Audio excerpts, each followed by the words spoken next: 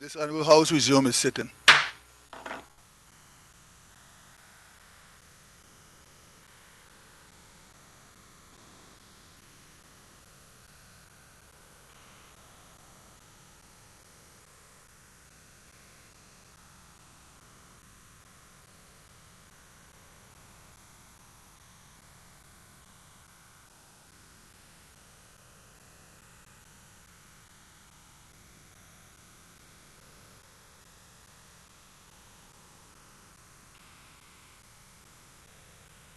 We will resume the sitting. Um, thus far, I have two speakers, Honorable Fraser and Honorable Kevin Malone. We will now resume with Honorable Fraser, member of the 3rd District. Thank you, Mr. Speaker. Mr. Speaker, I'm happy to be here today and to be able to deliberate in this budget debate 2021, 22 rather. As I've said to some of the members of the government that this is the last budget, but they don't seem to understand that they will pass another budget which will be somewhere down around the end of the year next year, but it wouldn't be theirs. And the only way it could be theirs is if they get back. But then again, it would be a different administration. Same people could be possible, but different administration. So this is the last budget for this fourth House of Assembly. And I'm sure that we are all happy that we were able to make it through to this point.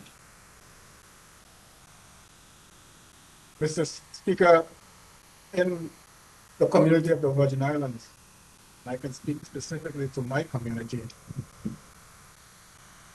there is a lot of suffering, a lot of grief, and a lot of mourning. And it's ironic because we're coming up on this particular season called Christmas and New Year's. And ever since I was a child, we look forward to this time of year. And nothing got in the way of us celebrating. Unfortunately, of late, Mr. Speaker, it's like if you celebrate, you get the feeling that you're flying in the face of the master because of all the atrocities and sadness that's going around. So I want to make sure that the people that I represent and the wider community know the hurt that I feel and that I suffer with them. And I extend every last bit of condolence to those who have lost loved ones, and I grieve and mourn with them. Mr. Speaker, there was a time in 2021 when I thought that the sky was falling in. I'm sure that's true for all of us. The way people were dying. When we ended last year, 2020, and we were boasting about 3, 4, 7 deaths. Then all of a sudden, in 2021, the sky started falling in and so many people started dying.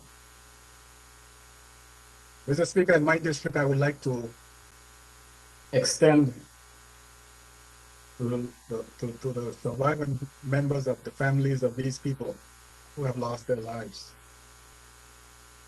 Some tragically to the muzzle of a gun, some from old age disease, some from other diseases, including COVID.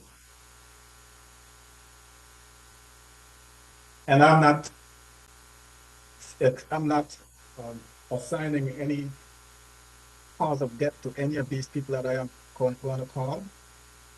I'm just calling them because I want their loved ones to know that I'm here with them. And I will be here for them. There's Rodney Simmons, Earl, Bob Hodge, Beverly Fraser, Trevor Milner,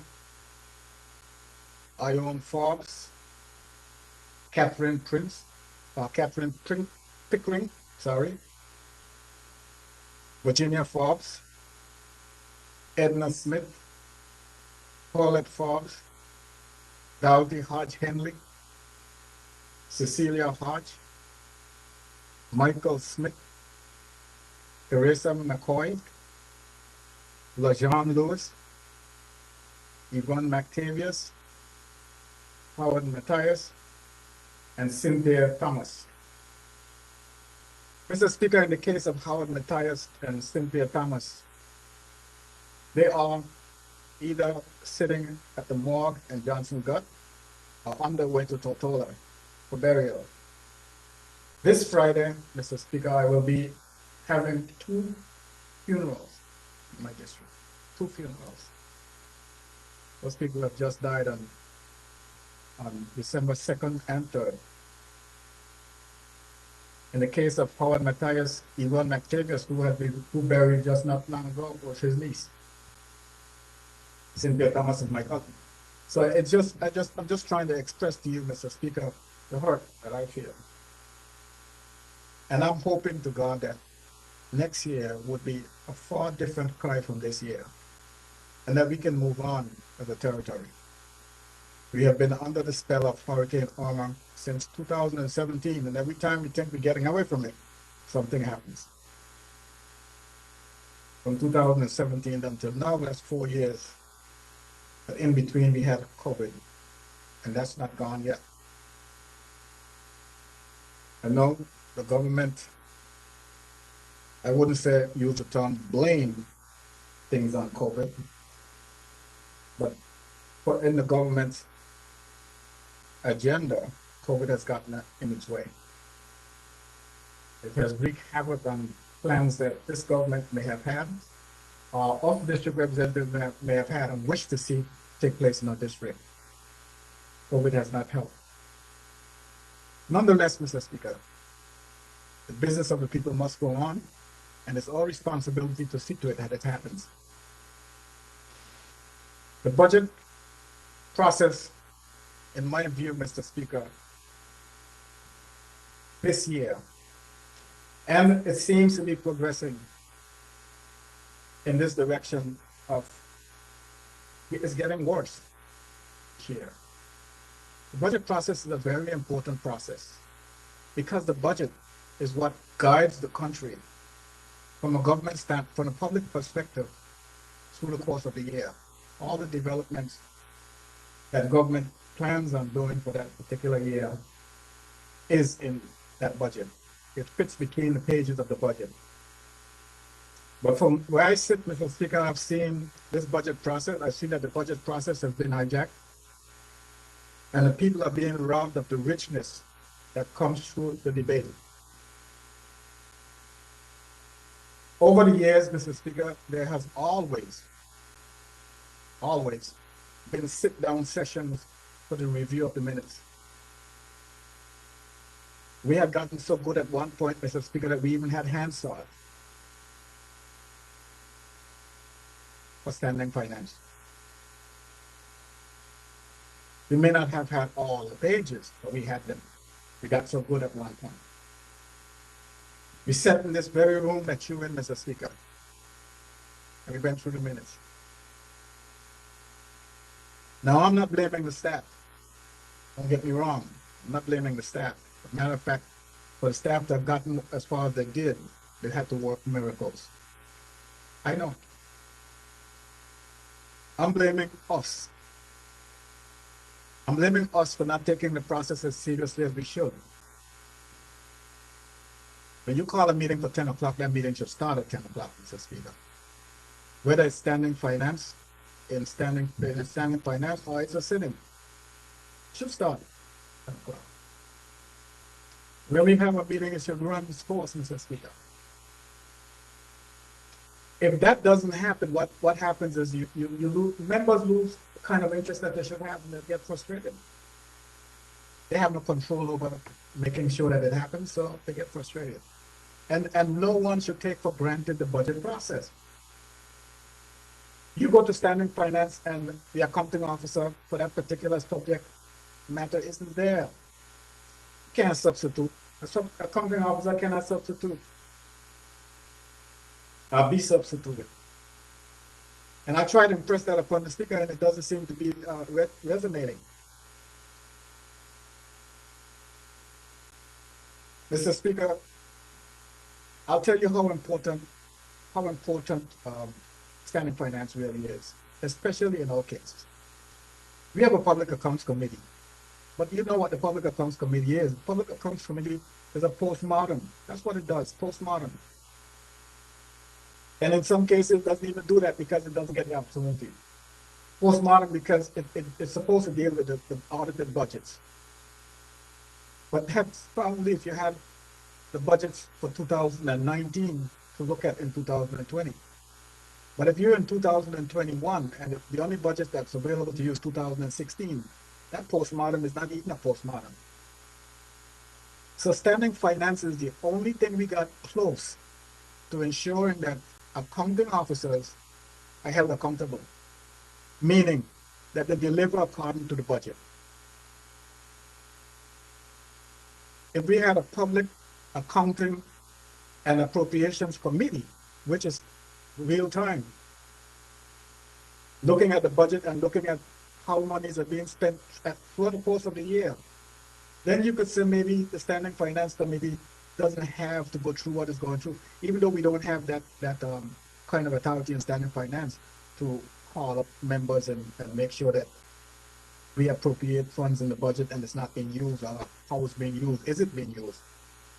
And it's because of that lack of a public accounting and appropriations committee that you have what we had over the last 2 years, 3 years, 4 years, where there's this mini budget at the middle of the year, when monies are being,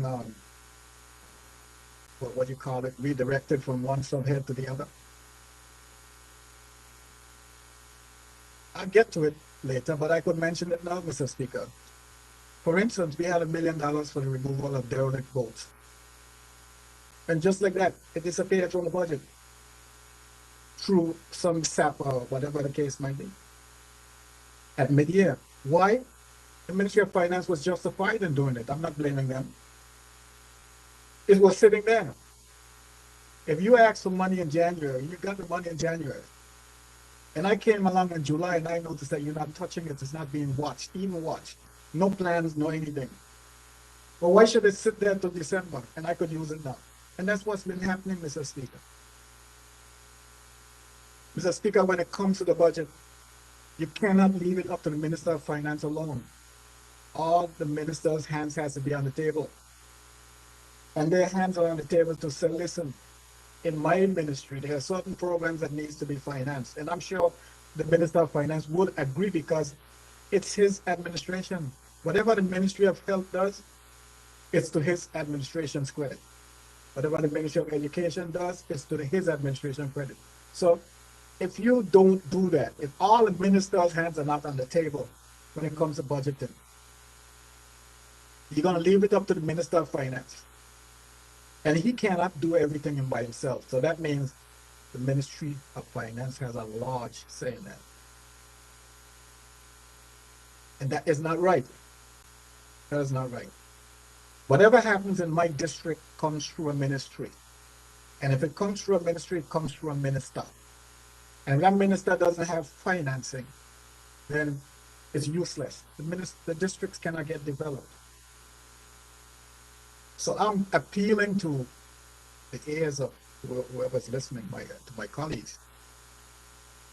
So let's get back to basics when it comes to how this institution runs. It has a vital role to play. I know we sit by in the House of Assembly and believe that all we're supposed to do is get up in the House and say yeah and nay when the time comes to pass the budget.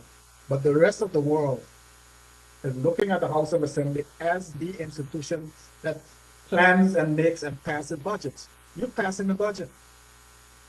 It's your budget, it's our budget. And I know that there was a time, and the Premier could be more than this, when we would come to the House of Assembly and we would be going up and down during this time at the budget debate, up and down through the budget. Up and down through the budget. ministry by ministry and department by department. That would have been our debate. Here we are today. And I used to be at one time arguing with the Ministry of Finance as to how my draft D should look. I haven't seen it.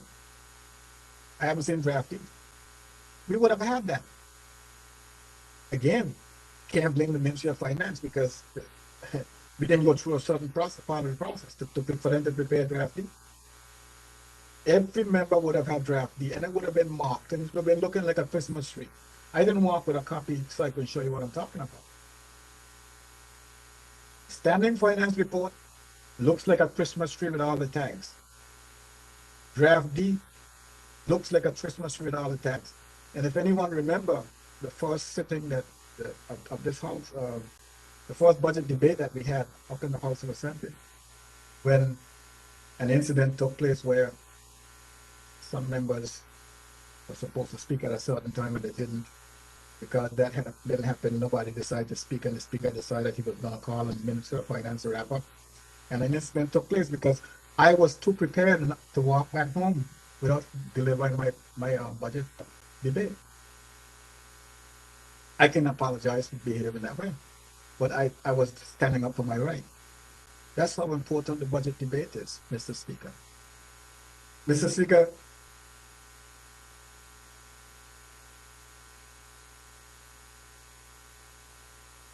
our house, this House of Assembly, formerly Legislative Council,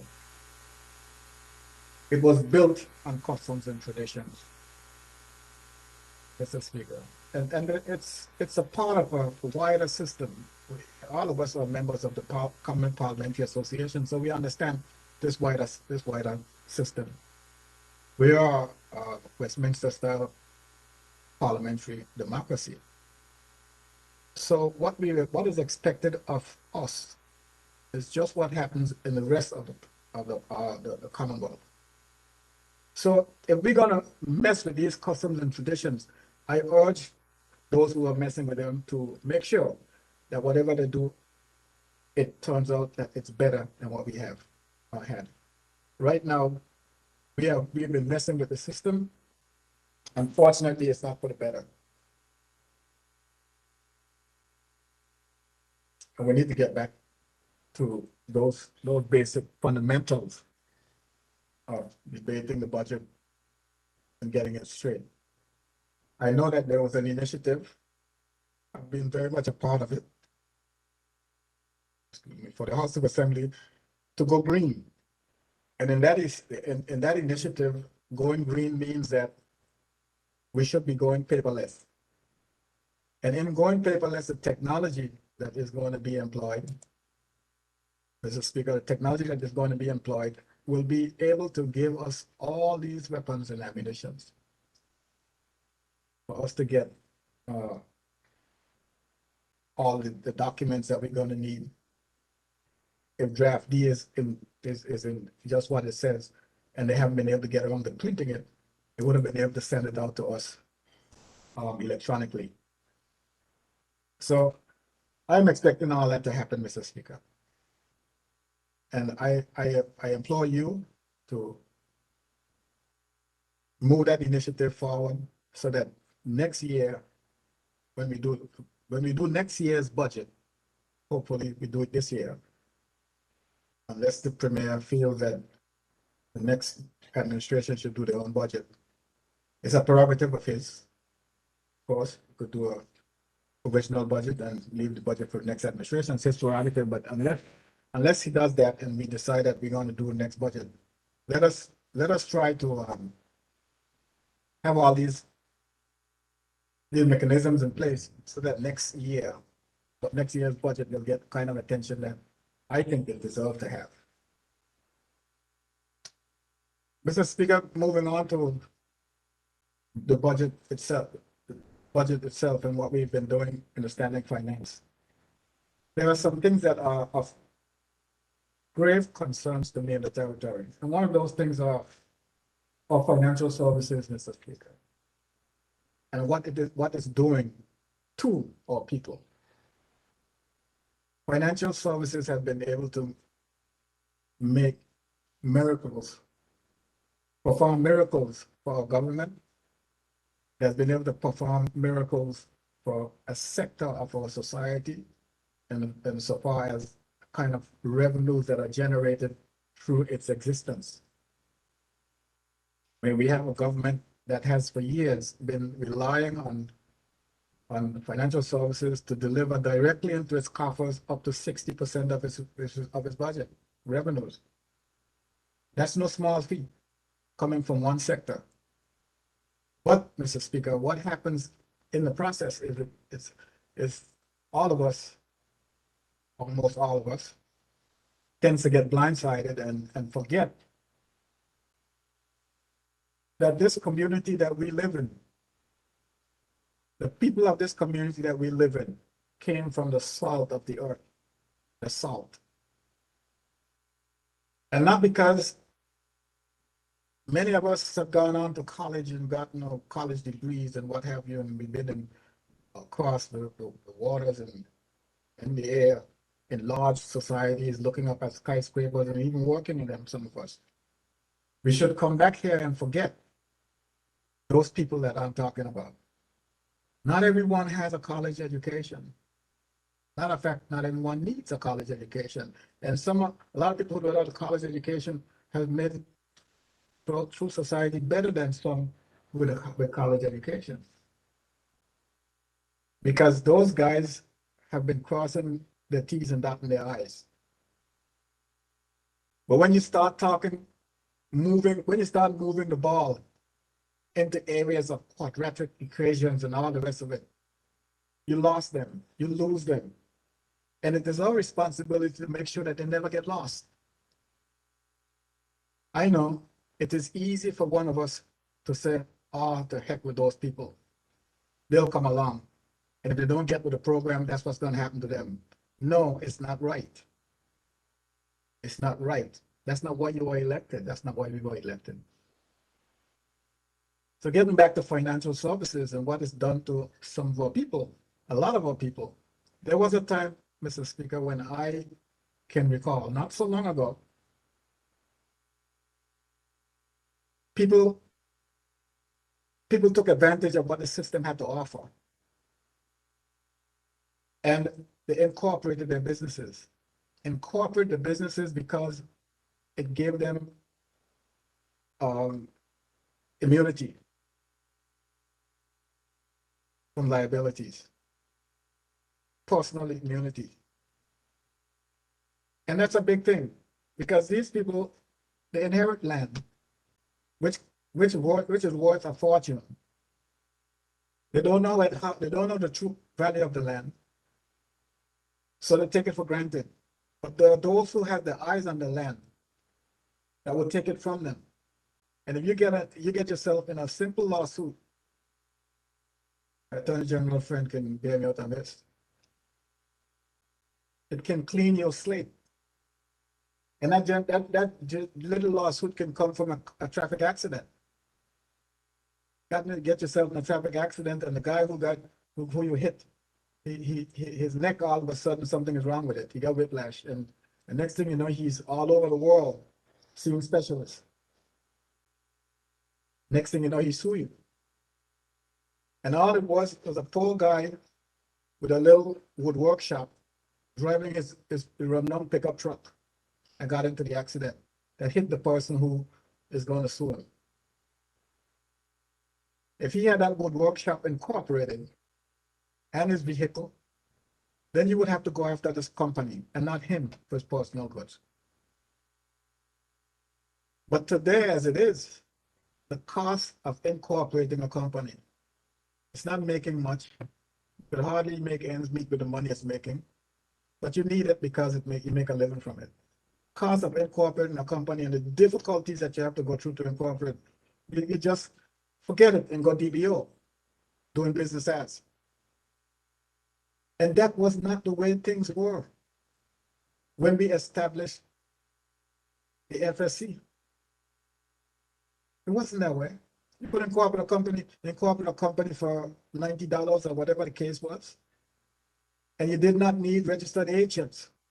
Yes, registered agents, I would agree, are necessary. But that's for those guys who are trading internationally and doing big business. That's the way that should be. Not for the little guy with a wood workshop or a body and fender shop that has to go through this. Every individual, all these people who you see running around the BVI saying they got companies, they don't have any companies. They got these DBAs, and they're exposed to liability. So I have been talking about this for many years now, and no one can take me as seriously as they should to ensure that we get this thing fixed. An attempt was made to fix it, and they came up with this small business, I forgot the name of it, which scratched the surface, but it was not, it didn't do you any good. It took away a lot of things that you were supposed to be having. And at the same time, it didn't do you any good. So we have to understand that if we go into the people to get elected, and they elect us, once they elect us, we cannot forget who these people were when we went to them to seek their support. You cannot forget that. The speaker this morning, I heard him talking about banks and the moratorium that they were supposed to have given people. And that moratorium was filled with holes, Mr. Speaker, because they tell you if you were in default, if you're not default, but if you were delinquent with your loan, you couldn't be eligible for the moratorium. But people didn't know that. They know it afterwards. When they got to pay now, after the 3 months is up or whatever the case is, they got to pay. And then the bank said to them, no, you missed a payment the month before, so you didn't qualify. But you pay us all the money now, to pay up, else we're going to put your house on up for foreclosure. We have a responsibility, a collective responsibility of not the same as the one in cabinet. One we have is to our people, to make sure that they are protected. So, Mr. Speaker, I'm looking at that issue with all small businesses being able to incorporate without the restrictive measures that are being placed on them right now. Finding measures to address that. And that's another thing, Mr. Speaker. Here we are. I mean, what are we? It's 13 members of the House of Assembly, not including the Speaker and the Attorney General in this equation. 13 members. And what kind of assistance do we get as far as professional assistance is concerned? All these things I'm here talking about, whose ears are they falling on? That it can come out as an initiative of the House of Assembly. Instead of me having to wait to see if someone at the FFC pick up on what I'm saying, or the Ministry of the Finance or the Premier's Office picks up on what I'm saying and say, well, okay, coming out of the budget debate 2021 for the 2022 budget, this is what was said. And I think that we should move on this as an initiative. All of you travel. Unfortunately for COVID, you didn't travel as much as you normally would to different CPA conferences and all the rest of the things. All of you travel. You see how other houses in the world perform and behave. You see how they behave. But us, we have zero resources, zero. Even while I'm sitting here, somebody's calling me, trying to, and from my constituency, trying to see if there's something, if I can help them with something, even while I'm sitting here. Much less thinking about trying to expound upon an initiative that I'm trying to raise here. I don't have the capabilities, the expertise, and all the rest of it to put this in the form that it should. But the House of Assembly should provide us with those kind of expertise, professional expertise. Else, all we're doing is talk, talk, and more talk. Still with financial services, Mr. Speaker. In standing finance, we had the International Tax Authority with us. And I'm speaking now directly to economic substance, Mr. Speaker. Economic substance, as I've said before, I'm going to say it now. It was a gift handed to us on a platter by the European Union, one that we have yet to capitalize on. Economic substance. What it says simply, Mr. Speaker, is that every corporation registered in the Virgin Islands should have some form of substance here in the Virgin Islands. You don't need to be a rocket scientist to understand what that means. You have no footprint, no connection to the BVI. Therefore, you have no substance. How is our government to go about to capitalize on this requirement? We haven't. Someone did. Someone did. And that's the registered agents, the same registered agents that are required under the Financial Services Commission legislation,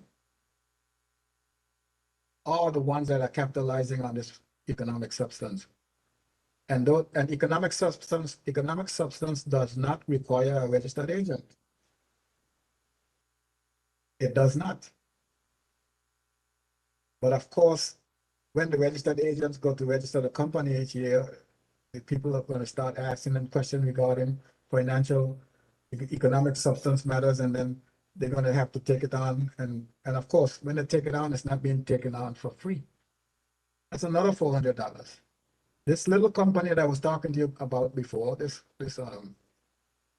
body and fender or wood workshop, the little guy running around in a pickup that's 10, 15 years old, who could possibly get into an accident and get sued. Tack another $400 onto that, and that's $800 he has to pay out. Not to mention if they ask for a financial statement. So, Mr. Speaker, I was told in that sitting that they have registered 300,000 units. That's companies, 300,000 companies. We talk about in the BVI we have somewhere around 450,000 companies registered here. So somewhere in the neighborhood of 300,000 units, they're active for financial services. And if I take that 300,000 and say that each of them had to pay the registered agent $400, that's $120 million, Mr. Speaker. $120 million. You know what this country can do with $120 million? Just think about it. What's the size of our budget? Just over 400,000, in the neighborhood of 400,000? And then when you start to look at what is required, a local company has to go through this process of economic substance. What is required, Mr. Speaker? A trade license. If I have a trade license and I got an employee, or I have a number at Inland Revenue, or I have a number at NHI, it means that I'm here. I have an address. I'm paying rent. I'm here. Again, you don't need to be a rocket scientist to determine whether or not I have substance. But still, you have to fork up all this money. And what bothers me about this whole thing, Mr. Speaker, is that no one seems to care, especially in our legislature. No one seems to care. And we are the ones responsible like I said, you go out, same people who are south of the earth, money you took, went to college, you came back, and you kick them in the can. Whether you got your money through your education, through a scholarship, or your parents crunched to get the money to send you off, it was monies that came from the south of the earth.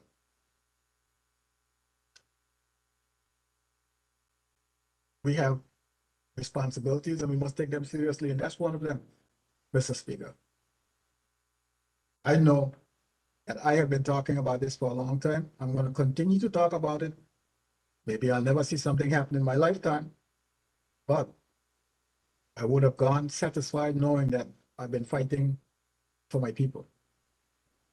And it's something that I have watched. I don't know how many of you have been looking at what's been going on in this territory, but a lot of things are disappearing, and they're not disappearing for the better. When something disappears, means that something is lost.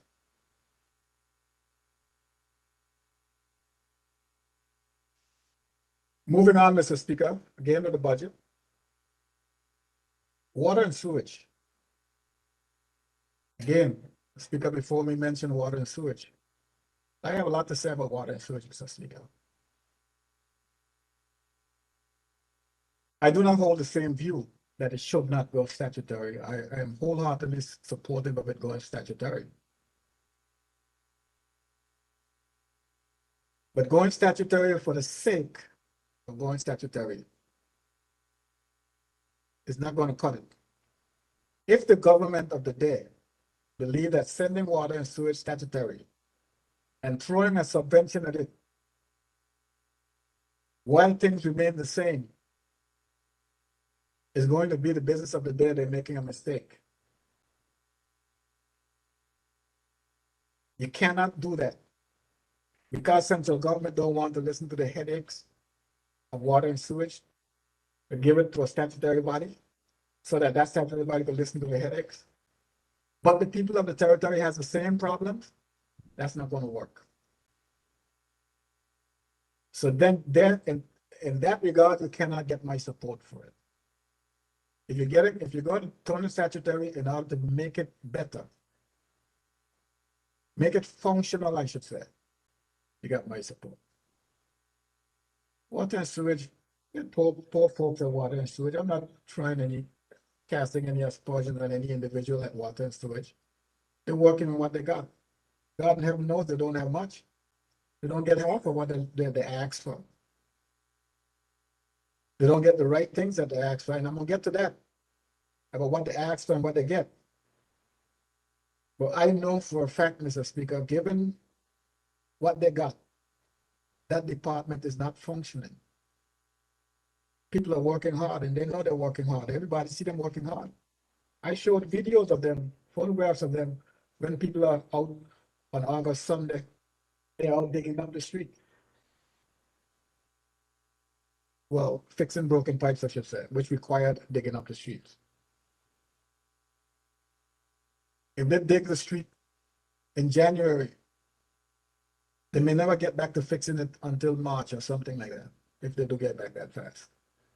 But that's because they were digging street, they're digging street somewhere else all the time. Mr. Speaker, when it comes to water and sewage, it cannot last. It should not last. It has been lasting in a dysfunctional matter, but it shouldn't be. Speaker before me said that government puts up 21 million, but it's actually 27 million they put up each year to purchase water. $27 million.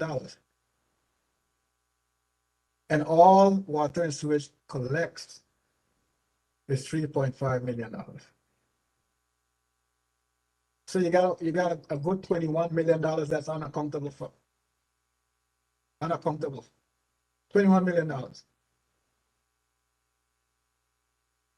And we just sit there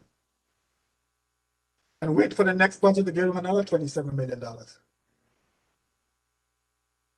And then they come to standing finance and they come in and they leave. some heads need to roll, Mr. Speaker. Heads has to roll. How could you, make $21 million disappear and not know where it gone? Why would you give somebody $27 million to throw it away? We are the worst set of stewards that I have ever seen. Stewards of the public purse. The COI was here and they were looking for whatever. I guess they were looking for politicians only. They need to tell us where the $21 million went. That's what they need to do. But no, they would ask us questions as politicians, and we're supposed to be the only targets.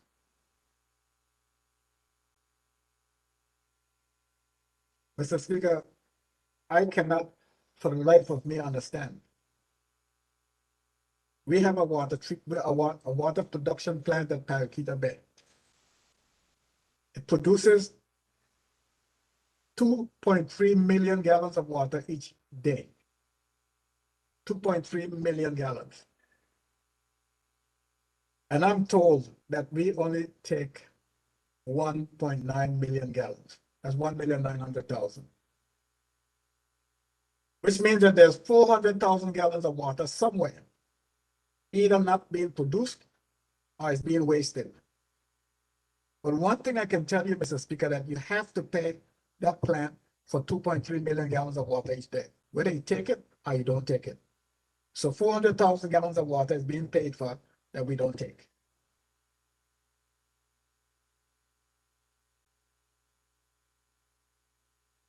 History is important, Mr. Speaker. History is important. Now, this has been going on for a while. It didn't just start with this administration. It's been going on for a while. So I'm not pointing fingers at this administration for what is happening. But from here on, Mr. Speaker, if it doesn't get fixed, I'm going to blame this administration if it doesn't get fixed. I know they're going to talk about by water and all kind of still water and all kind of salt water and whatever. But that was how many years ago, Mr. Speaker? And by the way, Mr. Speaker, I was not the one who took by water to cabinet.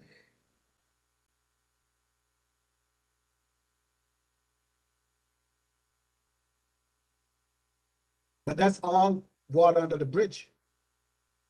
Because when the wind blows, you see the fall behind.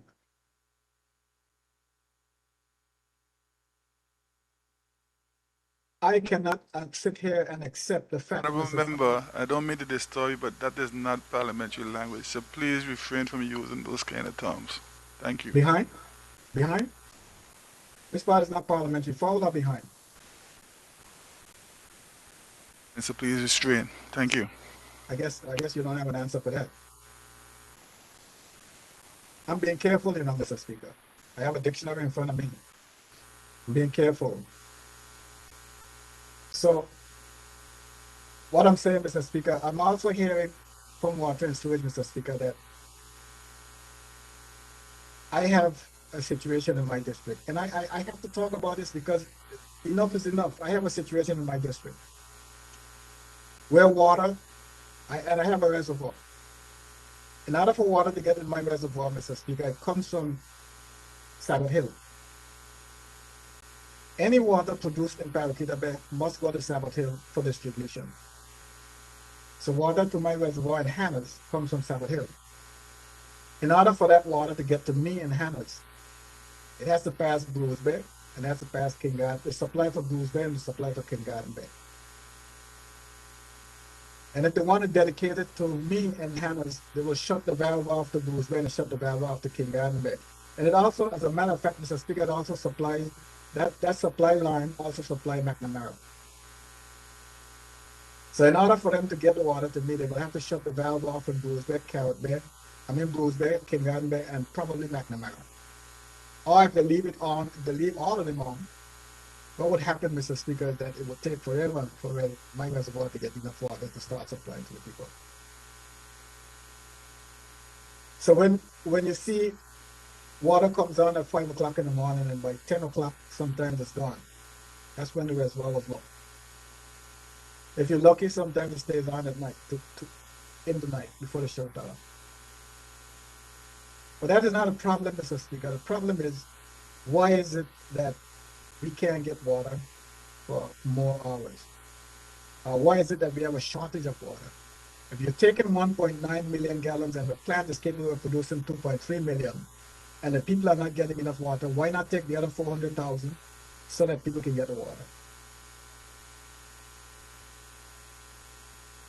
And the problem gets a little worse, Mr. Speaker, because that same plant, that same reservoir at Sabbath Hill is supplying Balsam Gut, a reservoir in Balsam Gut.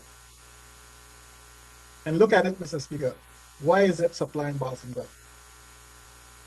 It should not be supplying Balsam Gut because the government made sure that they extended a contract to a plant in Barbet to supply the East, which includes Balsam Gut. It includes Balsam Gut, Mr. Speaker. But here's what the trick is. In order to get water from Barbet to Balsam Gut, you require a pump in Greenland. But in order to get water from Sabbath Hill, or should I say, in order to get water from Paraquita Bay to Balsam Gut, it goes up to Balsam Gut. I mean, up to Sabbath Hill, and they just open a valve from Sabbath Hill and just flows over to Balsam Gut, so they don't have to get a pump in Greenland. The minister has to look into this because the people on the West are being robbed of water for no apparent reason. The only apparent reason is because of the people at Water and Sewage failed to put a pump in Greenland. And for me to sit and not say what's going on, Mr. Speaker, will be wrong. And I'm letting it be known. I've said this many times privately to those who are supposed to fix it. I've said it many times privately, but it's not getting fixed. Whatever 100,000 gallons, 400,000 gallons, the Balsam Gut plant reservoir might be taken. That 400, 250,000 gallons can be coming down west, and they can be getting water from Barbet. So that's why, Mr. Speaker, I support water and sewage going statutory. I support it because I know if it goes statutory, they're going to have to look into these kind of things and address them. Under the government, central government, it's the funniest thing in the world. Under central government, Mr. Speaker, when water and sewage need a truck, they would not give them money to buy a truck, but they'll give them money to rent a truck. And the amount of money it takes to rent a truck would buy several trucks. But it's the budgeting process. You can't give you money to buy a new vehicle, but you could give you money under a different subhead, call it something different, to go rent vehicles. I know. So, Mr. Speaker, if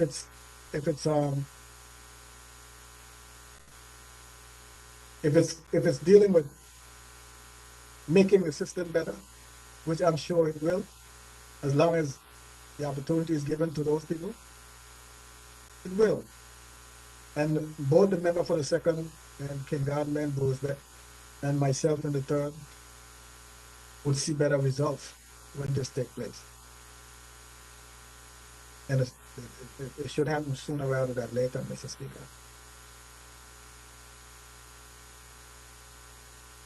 Still with water and sewage, Mr. Speaker. Sewage this time. Mr. Speaker, there's a sewage treatment plant at Port Point. That sewage treatment plant came and stuff for help, free water sewage treatment plant. You're not listening. came free.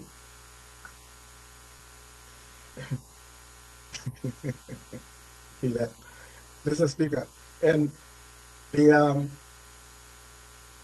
the plant at Broad Point is supposed to be treating the sewage from Rotown, Huntington, Longbush, Bottom, Parcel, Barbers Bay, McNamara, Rotown and its surrounds, Mr. Speaker. Prior to that plant being there, sewage was being dumped in the ocean off Slaney, raw sewage. That's been going on for a lot of years, Mr. Speaker. The plant got there now. I don't recall what year it was commissioned, maybe 2013 or something, somewhere around there. Yeah, that plant was commissioned to treat sewage. As I got the story, others may have a different story. As I got the story, it says that the plant got damaged by Hurricane Irma. And ever since then, 4 years now, that plant has been out of commission. And the government has been dumping raw sewage again now, back in Slaney, in the waters of Slaney. I've asked questions about this several times, not under this administration alone, but before. I've gotten answers that were promising, Mr. Speaker, about its repair. And to this day, it's still not repaired. Fortunately, I asked a question in the House of Assembly this last time. And the answer I got is probably the answer I should have gotten the first time, which would have alerted myself and everyone else to the fact that nothing is happening. And that's why when I started out, I said that the budgeting process should be a matter of ministers and the Minister of Finance.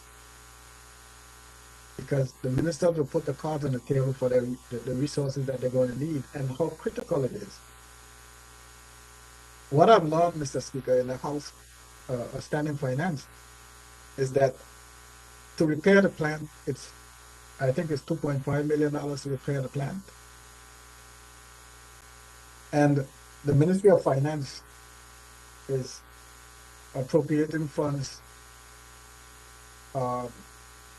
three times. They're making three installments. I think it started with a 500,000 and then 700,000, and then they follow up with a 1 point something million third time around. So this is a 3-year period to repair the plant. But the funny thing is that the repairs for the plant is only a 6-month project. So you cannot disburse funds over a period like that. The funds need to be upfront. The $2.5 million, whatever it is, to fix the plant.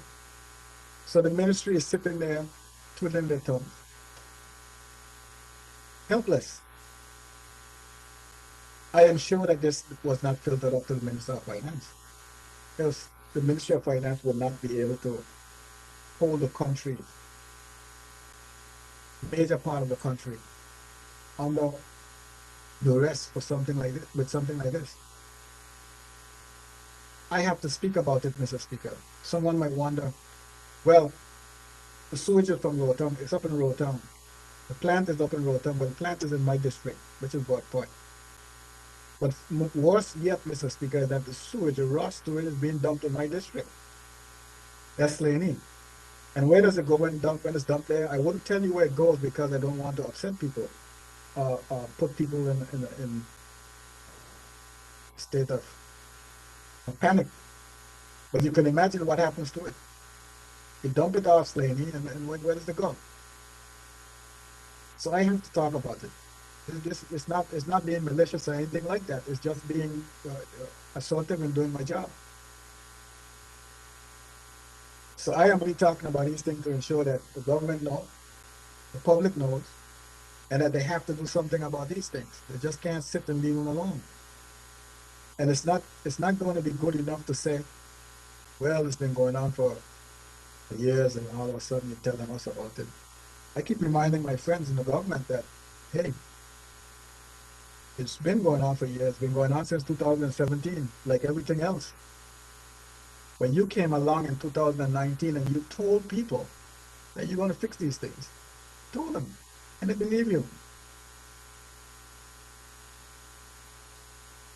Now I'm going to have to listen to the ministers telling me that, oh, I forgot to mention that something called COVID came along, so that changed things. Well, ministers, you're going to have to learn to walk and chew gum at the same time, because you can't use that COVID thing forever. And the time is coming when you're going to have to go back to the people and tell them something else. So let's see what you're going to do about this. And I'll save my suggestion for a solution to problems like this for a little later on. I can just lump them all together, because the thing called COVID doesn't only change your revenue stream. That thing called COVID should also change your logic, the way you think. Yes, before COVID, you had a mindset.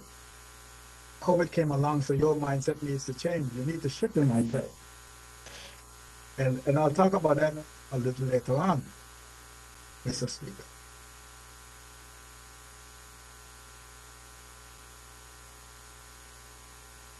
Mr. Speaker, on an area of concern to me also is a matter of health, the health system.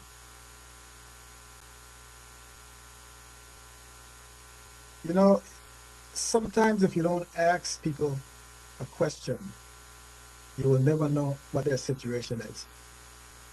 And in asking questions, you learn some strange things about people that is not written on their forehead, and it's not advertised. But this territory has a serious health crisis. And one of at the top of that list for me right now, Mr. Speaker, is the issue of kidney failure. People on dialysis.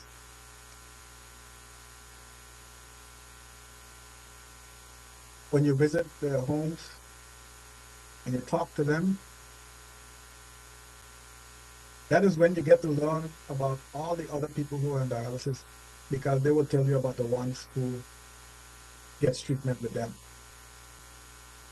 And it's like a family. When they get there, Mr. Speaker, the discussions are taking place. Are had. Of course, it has to be a family. They meet 3 times a week for 4 hours each time. After they finish getting their treatment, it's so taxing for some of them. It's about the only time that they have some recreation, when they go there, talk to their friends, who they made friends with. But the problem that I have with the system, Mr. Speaker, is twofold. One is the question as to why so many people are suffering from kidney failure. I spoke about the issue of cancer in our society already. I spoke about it many times.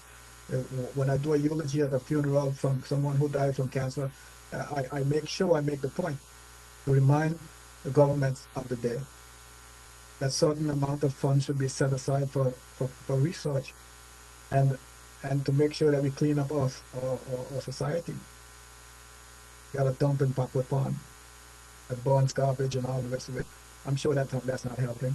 But I'm not an expert. That's what experts are for, to tell us about these things. We should not sit by and watch these things happen and believe that it's normal. The question I have, Mr. Speaker, is why are so many people suffering from kidney failure? One of the short answers could be diet. Well, if that's the case, Mr. Speaker, the kind of money that is costing this country, I just know that we throw away 27, $21 million each year for water, just straight away.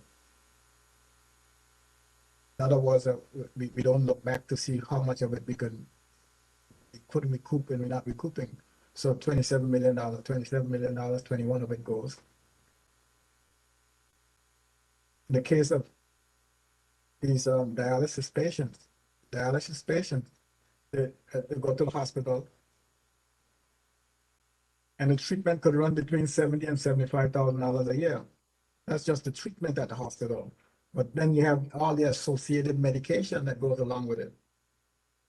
It could run, one patient could run up to about $100,000 a year. Now, I'm speaking to a dollar figure, but that's not the most important and most crucial part of this whole thing. The most crucial part and the most important part is the person themselves,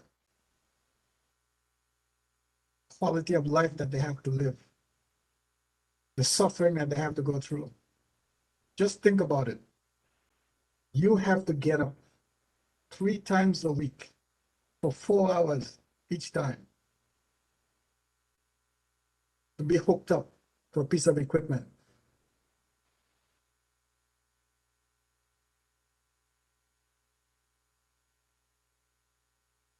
I know we can do better. I know there are things that we can do. That is why, apart from, unlike the old days, when we started the ministerial system, there was just chief minister and maybe 2 ministers or 1 minister or whatever the case might be.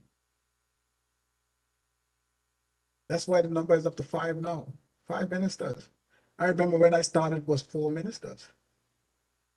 That same education, health education and welfare was 1 ministry. They saw the need to break it up in 2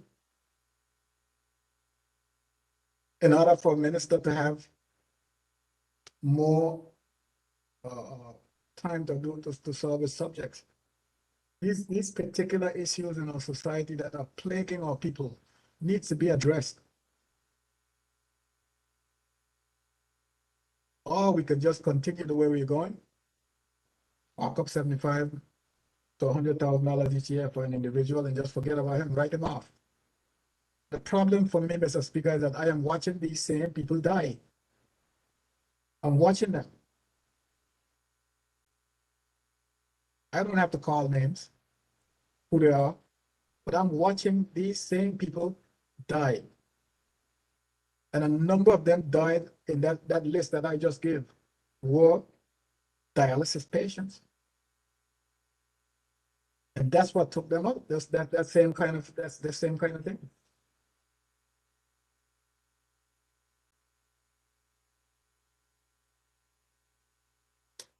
Now, what are the alternatives? What are the alternatives? And I'm not speaking in a vacuum here, Mr. Speaker. Information reaching me, Mr. Speaker, is that someone said to me, they understand what I'm saying about the cost. They understand what I'm saying about the suffering. And they also understand that the only solution to the problem is transplant. But when it comes to transplant, there's another problem, and that's finding a donor. So like I said, when I started out, Mr. Speaker, I started this discussion because information reaching me is that donors are available.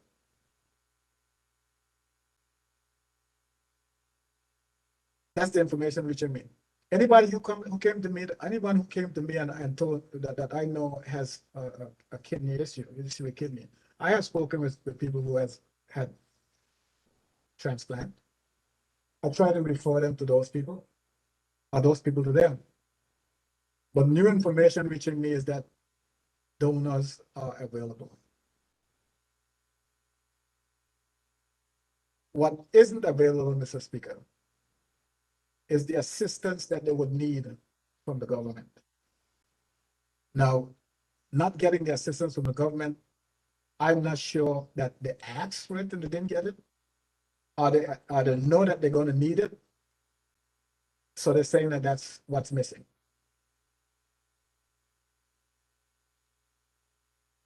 I have to come in forums like this with these conversations, Mr. Speaker, because it is the only way I can make sure that it doesn't fall on deaf ears.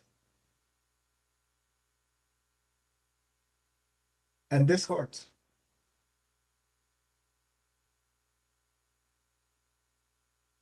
We have to find a way to get as many people that are on dialysis off dialysis and to prevent as many people as possible from going on dialysis.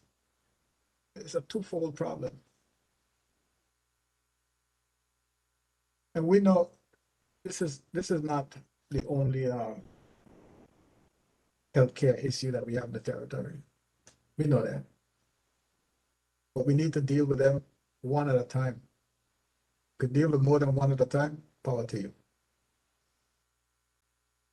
But we have to deal with them.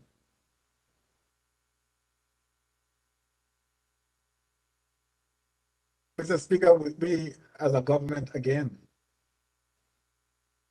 as a government, we are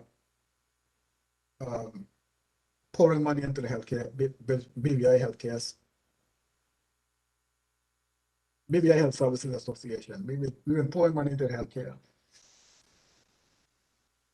We gave a subvention of some $42 million a year. A subvention of $42 million a year. And if you couple that with the 27 that I spoke of earlier, Mr. Speaker,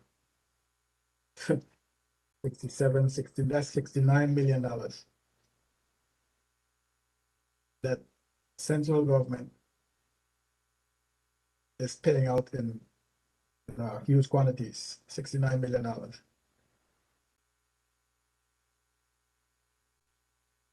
I can't comprehend. How is it that there are categories of healthcare, of persons, I should say, not healthcare, categories of persons. And I just heard the member for the second talking about who is eligible for free healthcare and who isn't getting it even though they're eligible. So let's look at it. Seniors, as persons over 65, are eligible for free healthcare in the public service system, within the public service system. In other words, only if you go to the hospital or a public clinic, you are eligible for healthcare being free. And children. So what's this $42 million going to? It means that the service is being subsidized heavily because the seniors up to 65 years and older and children cannot be burning up that $42 million.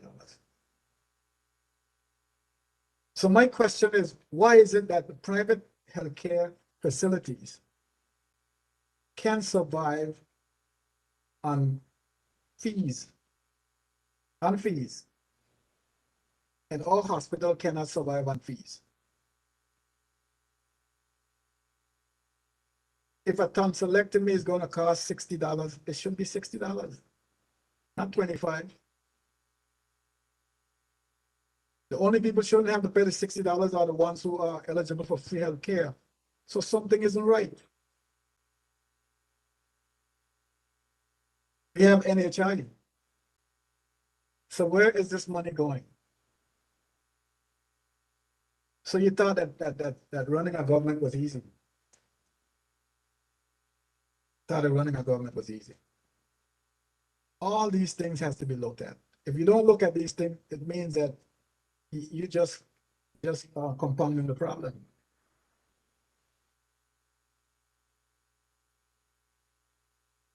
I remember before the hospital went statutory, $18 million was a big deal. They asked for 18, no, they asked for 28, they got 18. They would come to standing finance and complain. Oh, remember? I asked for $28 million, we got 24. Now, it's up to $42 million.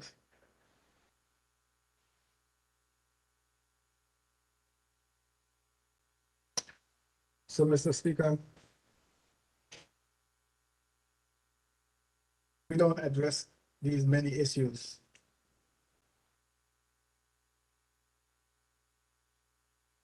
Things are going to get progressively worse. And I don't think any of us want to see that happen. No, none of us. At least I don't. I'm not one of those who want to see it.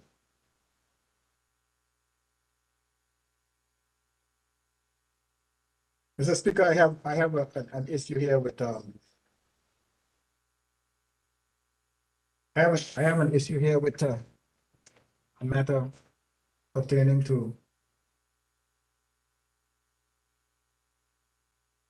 the Commission of Inquiry. And it's a simple matter, Mr. Speaker. If I can get, you permit me for a second, as I try to find it. A simple matter. Mr. Speaker, in the Commission of Inquiry, the governor was asked by Mr. Rowett, why is it that he didn't exercise his powers for national security and stop the premier from bringing in the badges? And his reply was that he thinks that it wasn't right for him to interfere. The local government should have some form of authority to exercise their judgment and what have you. But then the same governor, after the premier did what he wanted to do, turned around and brought in a commission of inquiry. Same governor. What do you call that, Mr. Speaker? Mr. Speaker, that's what you call a setup and being disingenuous. You have the power to stop something, but you allow someone to do it, and after they've done it, you pick up the phone, you call the cops, and say that you allow them to exercise their own judgment and the power that they have to do what they want to do. You're being Mr. Nice Guy. I'm not going to stop him from doing it. Let him do it. And then you call in a commission of inquiry. You see the picture, Mr. Speaker?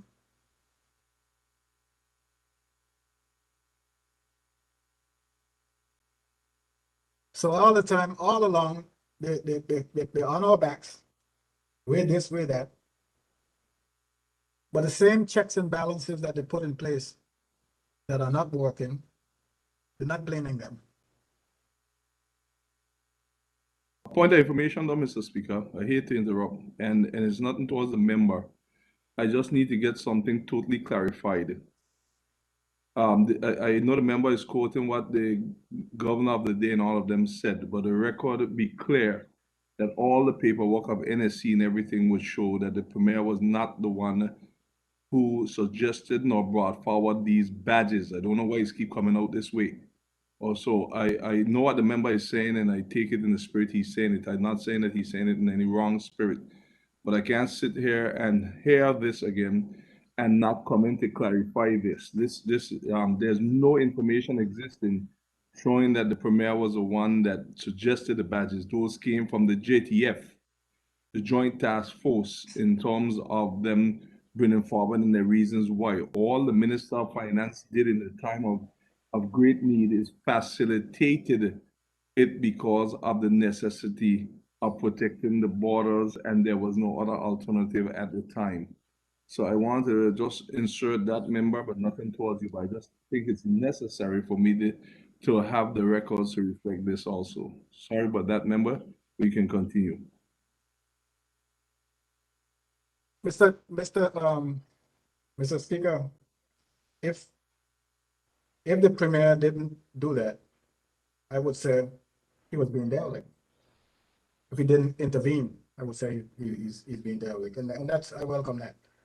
But I just want to say, Mr. Speaker, I'm reading a headline from the BVI Beacon. It says Premier pushed for easy shipping border badge.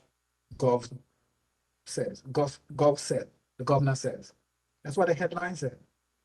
And when you read it, when you read what happened, it says when Mr. Jasper was asked by Mr. Rowett why he didn't exert his powers over security as governor under the Constitution to stop the badge plan, Mr. Jasper said he believes the move should be a last resort.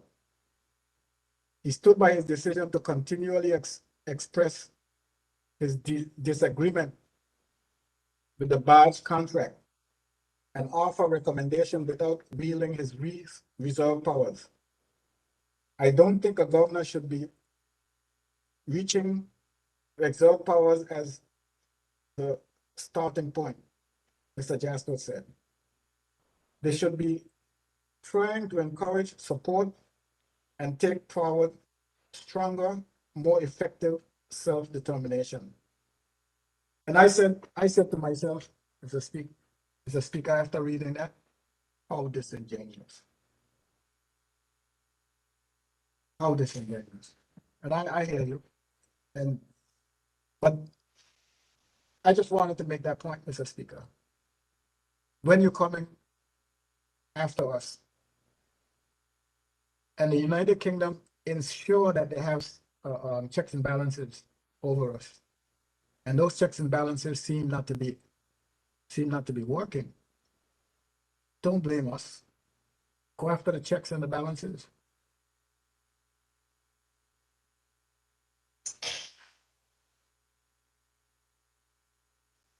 Mr. Speaker, and on another note, and this note is one that hits home. I looked at a video someone sent me of, it was a video that came out of St. Thomas, and it was talking about Clinton Phipps racetrack and the deplorable condition that it's in.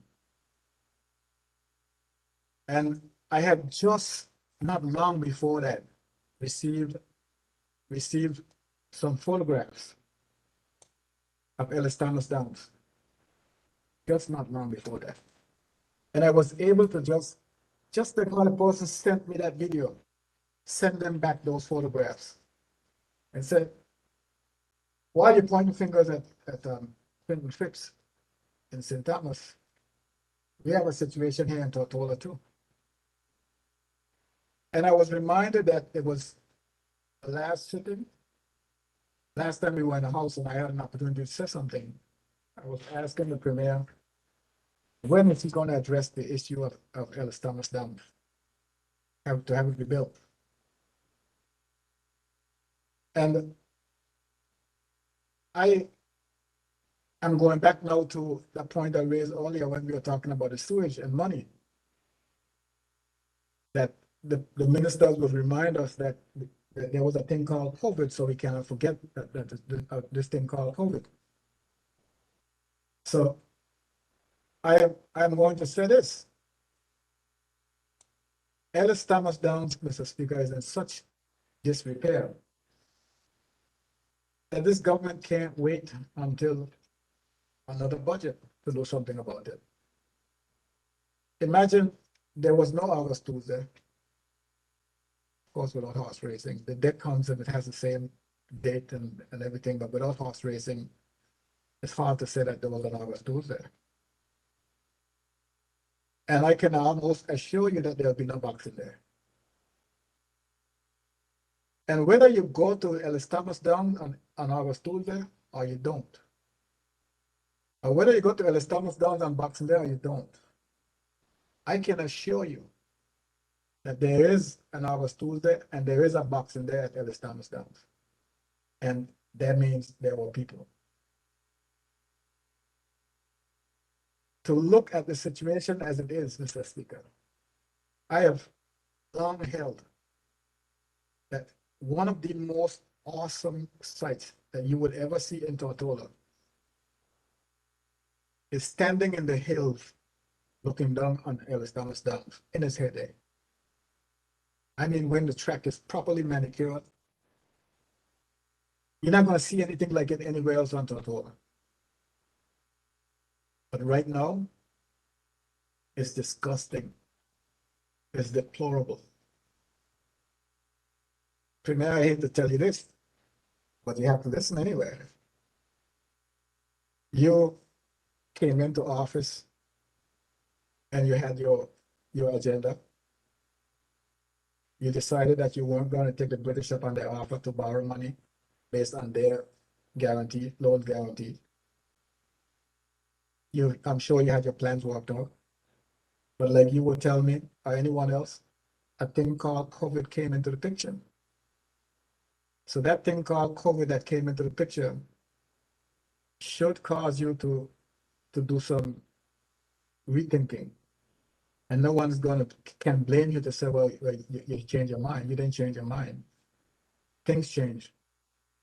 But some of these facilities that are government owned and has been destroyed by Hurricane Irma, you have to do something to bring them back. What is happening in these communities is that the entire community, including its people, that gets demoralized by looking at these facilities that have been torn down.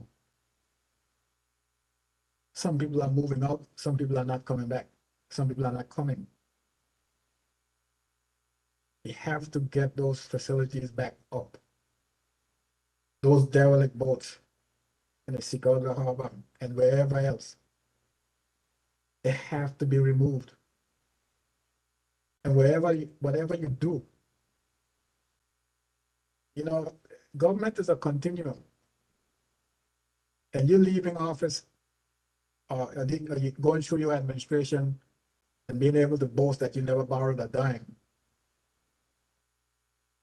isn't going to help when somebody could point to the fact that all these things are still there.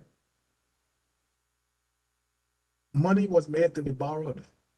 Money was made to be spent. If you don't borrow it and spend it, somebody else will. I would suggest and urge that just like how you're moving towards getting that high school built, and I would challenge you on that one, the high school project. I know you're planning on having it ready for the 2022 school year. But you're talking about a year. And you don't want for someone else to hand over, for someone else to receive the key. That happened to us with the hospital, Someone else received the key instead of us, and they came out as the heroes. Yeah. We break ground on that hospital. Build a building. Time ran out on us. Someone else received the key. I suggest, Mr. Speaker, it's my district, third district, Ellis Thomas Downs served the entire community of Tortola and St. Thomas. And it's something that we must have. It's a must have. So why not us? It's not going to cost, it's not going to, some of those money, I even forgot. I mean, like when I was talking about the International Tax Authority that came in, that's a brand new entity, We just established that, Premier. We just established the International Tax Authority just before you take office. They've already been established. They said they got 29 staff with 6 pending, could bring them out to 35. The budget of $3 million. So you see, that's just one of the many places that monies are going that we can use if we spend it wisely. Just one of many places to rebuild, we have this record in this territory of building structures and not maintaining them. So if you don't maintain the structure, that's bad. If the structure gets damaged, that's even worse because you're not going to touch the damaged structure. You won't maintain it in the first place. How are you going to find money now to repair it? We build them and we walk away from them. That's something we have to change our mindset from. And I am appealing that to you that change and we get that facility up and running. First, it was just a grandstand, and the running surface was okay. Now the running surface has gone to the dogs completely. I mean, you got if you walk on the running surface, the grass is so high you can't see. No one would see you.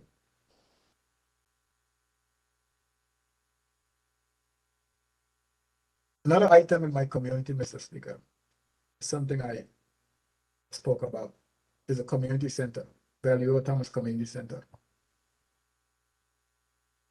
Mr. Speaker, you would recall that that center was damaged by Hurricane Irma,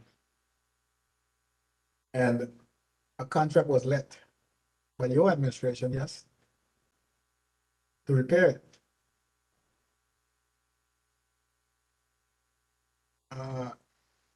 Repairs were done. The roof, the sheet metal on the roof was replaced. One section of the roof was replaced. And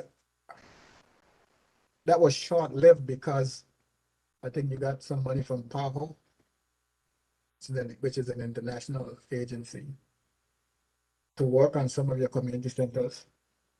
And Sikora Community Center was one of those. Value Thomas Community Center was one of those. And we all know how international agencies work with their money. They tell you what to do, as opposed to you telling them, well, I don't need all of this, I just need that. No, they tell you, no, you need the whole thing. So what happened is that the same repair roof had to be removed and replaced and all the rest of it. And other things, a whole lot of other things, including the fencing and all that rest in this new contract. Mr. Speaker, I first reported on this project on January 16th. January 16th. I showed progress at that time. I expressed my pleasures with the way it was going, and the hope that the community would have seen community center back in its normal state. That's before pre-Hurricane Irma, and I was trying to get it back in its heyday when that community center was run by a committee. And the mayor would know back in those days when we had committees for different community centers. And community benefited 100% from these community centers. So anyhow, and I had several videos on it since then, 3 or 4 since then, leading up to some form of opening in June or July. Mr. Speaker, June and July came, and I had high hopes that we would have gotten it open. The minister, I spoke to him and he was planning on, yes, we're going to have an opening for the community center. But I had to go back there about a month ago. After passing by and looking at it with a boarded up door, the gate closed, I went in there and I took a look. And I noticed that none of the exterior doors are in place. It's all boarded up. And I inquired as to what's going on. I got some answers. Of course, they were unsatisfactory. So therefore, I take my concerns to the street as to what's going on with this community center in the 3rd district. Why we can't get it open? Why it's not being fixed? The last time we had a public meeting in that community center, and that's why it's been quite helpful to the community. The last time we had a public meeting in that community center was January 31st, 2020. January 31st, 2020. And since then, we have not been able to go back in that community center. There were public meetings. Well, of course, COVID came along and public meetings were not popular anyway. But now that we've been in a state now where things are being relaxed a bit and we can start gathering to some extent, I think the people needs a place. Need a place. And there's no place like that community center, especially now that it's new and newly rebuilt, and we will be having better accommodations there. And I also noticed, Minister, when I was there this last time, that all the chairs are outside weathering. So you know that you got to get new chairs for that community center and other things. But close attention has to be paid to these things. We cannot have a functioning district where the major facility of the territory for sporting, which is Ellis Down, is dilapidated, out of commission. The only public structure for public gathering, which is the community center, closed. What does that leave us with? Primary school? We have to go. I noticed the Seventh-day Adventist school has been gracious enough to allow meetings to go on in there, because I saw the government there with a meeting. And I don't think they should go back there out of just get your own facility. Doesn't look right. Get your own facility. So, Mr. Speaker, I expect to see that community center reopened in order for people to get to use it.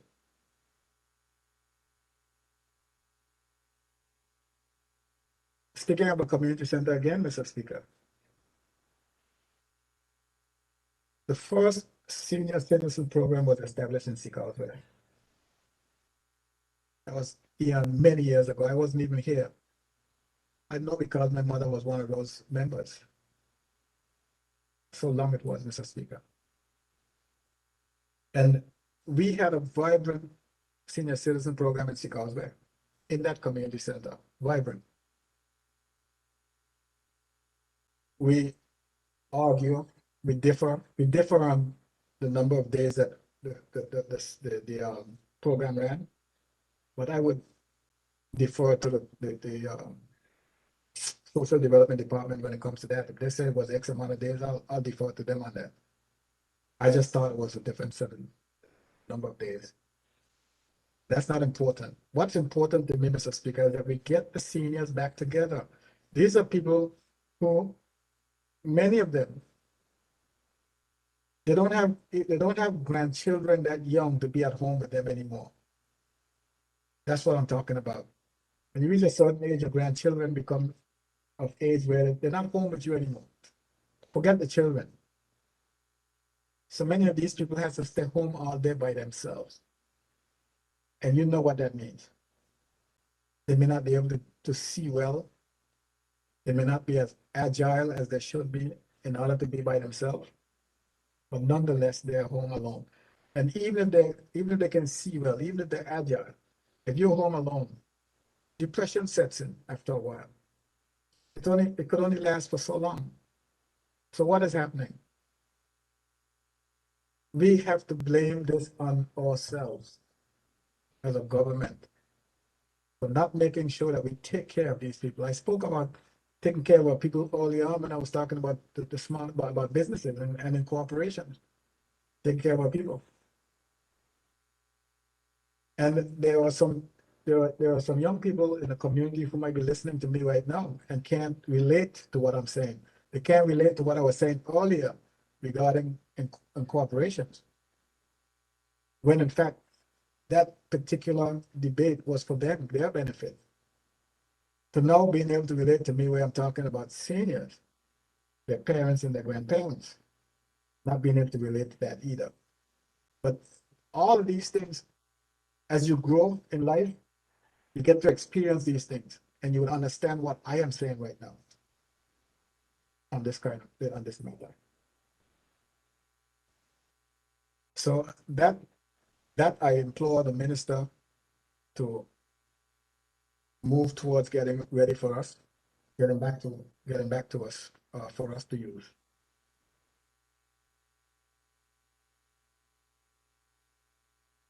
Mr. Speaker, it was brought to my attention that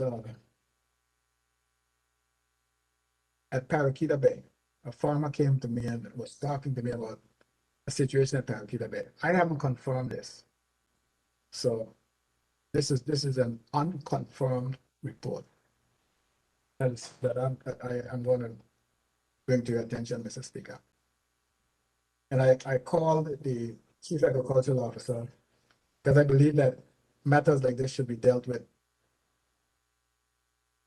in a matter through the authorities. And I'm not going to mention the details because if it's not true, then it can be devastating. But a matter was brought to my attention regarding a situation at Parakeeta Bay. And it's dealing with the use of certain chemicals, which I will not name.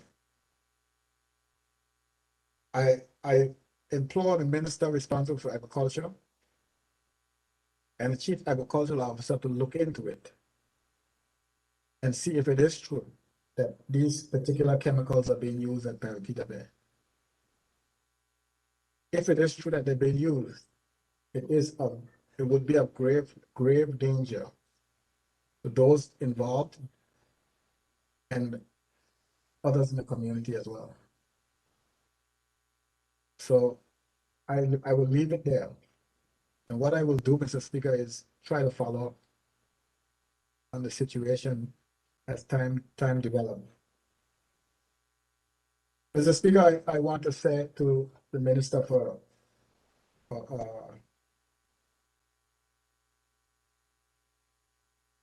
Works, Utilities, and the Transportation, Works, and Utilities,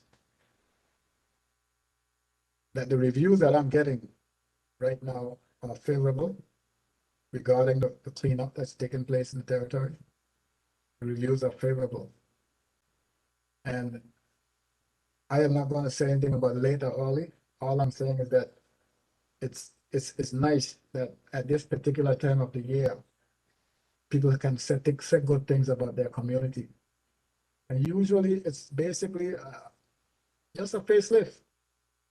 And that's what you're doing now, giving the communities a needed facelift. I noticed, Mr. Speaker, I went and paved a road, compliments of, thanks to the minister himself, paved a road. And the comments that I got regarding the paving of the road was, when you're going to cut the bush? The bush need cutting. The bush. So you know what I did, Mr. Speaker? I commissioned the proposition the minister and the premier to get the bush cut. And that's exactly what they've done. They've delivered on getting the bush cut in those specific areas that people mentioned. And I didn't waste time to let those people know that here we're cutting the bush that you complain about. So thanks to the minister for just being receptive and responsive in the manner that he was. And the premier. Premier, you know, you got a lot more to do. But we'll figure that out. As far as cutting the bush is concerned, and cleaning the drains and all the rest of it. Mr. Speaker, in the 5 minutes that I've used and the time that I will yield to someone else who's more deserving of it, I want to thank you for the opportunity to be able to debate this budget. I want to thank the staff at the House of Assembly for the hard work that they've been doing. I will speak about especially the ones that I know. See sending me stuff all the time. This clerk and deputy clerk, Phyllis Evans, the clerk, and our stint industrious. I want to thank you all for the work that you've been doing. I just hope that you can find time to go shop for your holidays. I don't think like they will come to you, so you better go to it. Or came out, you gotta go there and do your shopping. You're not gonna see me in the store, so I can't help you. You see Mr. Premier, any one of those, you could ask him to help you out. Mr. Speaker, the year has been taxing one for all of us. You being the leader of the House of Assembly, the job that you've done has been stellar. You have a lot more to do. I'm just hoping that you use the upcoming year to ensure that those things that you have planned for the House of Assembly and couldn't get done because of COVID, you get them done this year, because this is it, sir. Get them done this year. I suggest to you, Mr. Speaker, that in order for you to get a lot of programs that our House of Assembly needs enacted or implemented, you're going to have to get the involvement of the House of Commons, because a lot of things that we don't do here in this House of Assembly, people believe that they're not, that what we are doing is all that needs to be done. A lot of things that we need to do here in the House of Assembly, you're only going to get them implemented here with the help of the House of Commons. You will take it from there. You have my support as far as that is concerned. You're going to need the support of the clerk as well, who is your advisor. But our House of Assembly is lacking. There are things that needs to be in place. Glad that you're one of those speakers who receptive to the changes that needs to be put in place. You have made some changes since you're there, much needed changes. I want you to continue to do that. Deputy Speaker, you are placed in a position to assist the Speaker, something you've been doing ably. To my other colleagues, the House of Assembly, Fraser, I don't mean to interrupt you, but your voice has dropped low, so you could speak a little louder, please. okay, to my other colleagues in the House of Assembly, those backbench in particular, I hope that you have taken the opportunity to learn as much as you could while you were here these past 3 years, and that you would use whatever you learned to further your involvement in over the next year as we finish up this fourth House of Assembly. Ministers, I know your job was never easy. I know what it means. So even though you make a lot more money than I do, I must still feel sorry for you. Still feel sorry for you. And try to encourage you to carry on with your duties and work with your staff and your ministries. It's the only way you're going to get your agenda through, working with your staff. So with that said, with what I said the backbench, the ministers, I didn't even touch the guys on my side. Leader of the opposition. So what can I say? Leader of the opposition and the member for the fourth and the member for the second. Your job in the House of Assembly is to ensure that the government is held accountable. The government is held accountable. If you can rally the support of the backbenchers, which is what you're supposed to be able to do, Minister, Leader of the Opposition, in order to hold the government, which is Executive Council, which are the 5 ministers, accountable, then you have done your job. But you know you have the support of the members on your side. Member for the second, I think that you have always been solid. In your presentation today, it was solid as well, as always. And the amount of programs I heard you haven't done in the second district, I don't know who else could match that. You're doing well. The member for the fourth is an old vet. Anyone wants to bet with me? Now he said he's not coming back, but anyone wants to bet? I've heard that talk before. Uh, we'll see. I wish him well. Thank you, Mr. Speaker. That's the end of my presentation for the day. Honorable Fraser, I thank you, member of the Church. Um, at this moment, we will call on Honorable Kevin Malone, Minister of Health and Social Development.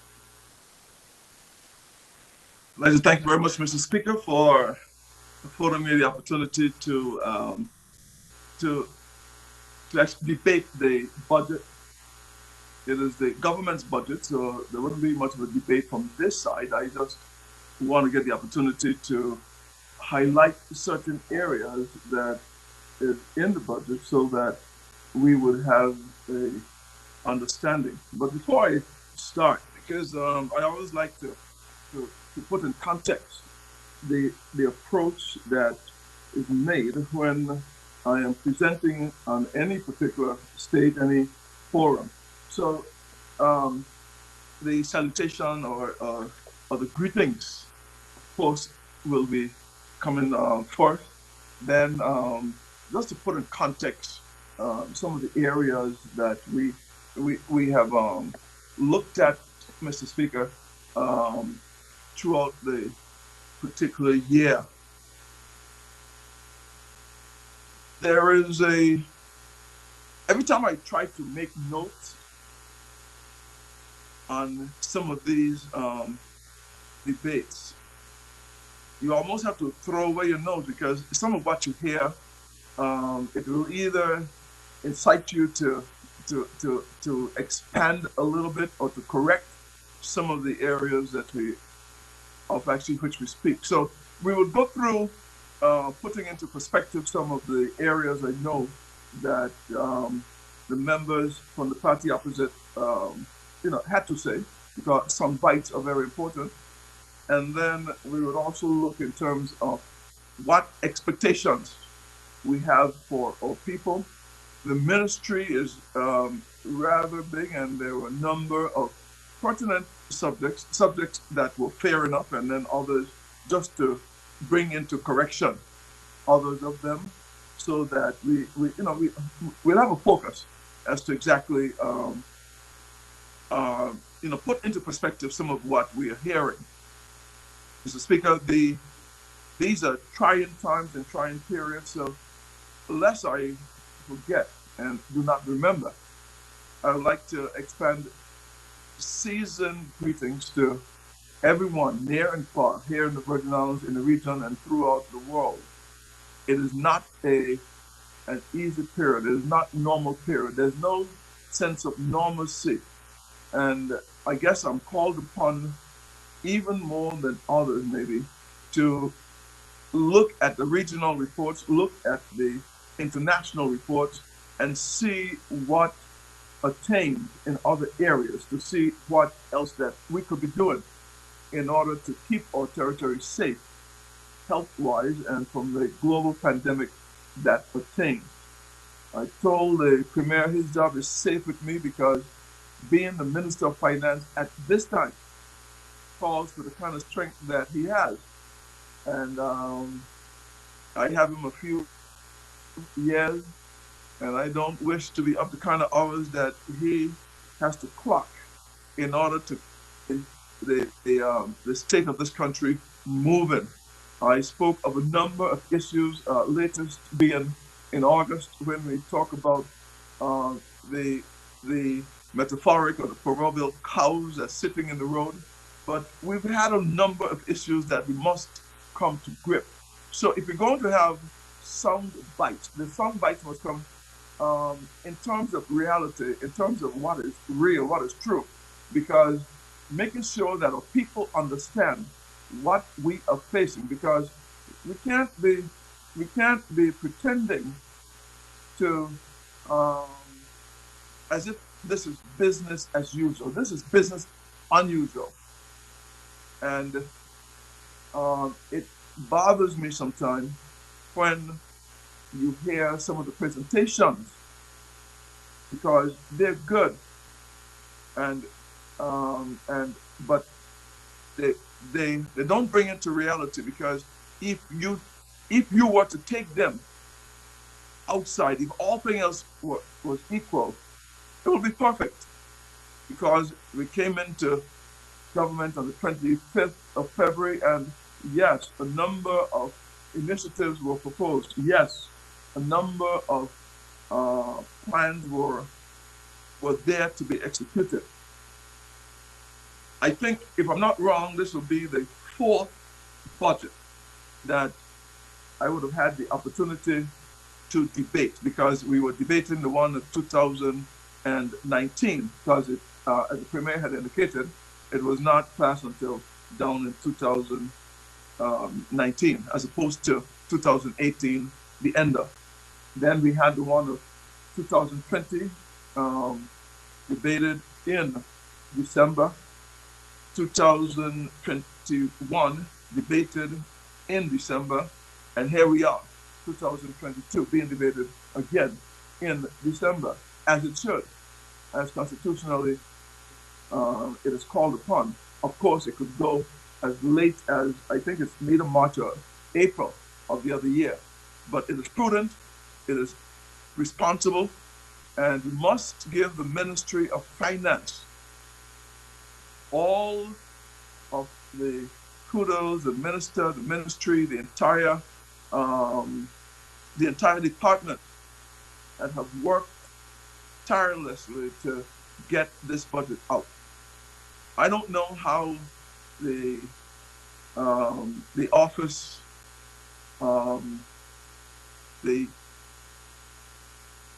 terms of preparing this, all the notes, getting all of it together, the House of Assembly staff, it is just mind-boggling that we have pages, hundreds of pages of documents that had to be put together over a very short period, had to be proofed, had to be brought to us, and in fact, the draft B of the budget itself, it was delivered in our estimation. One can call it late, but I call it on time, because how you do it, I still don't know. But the fact is that they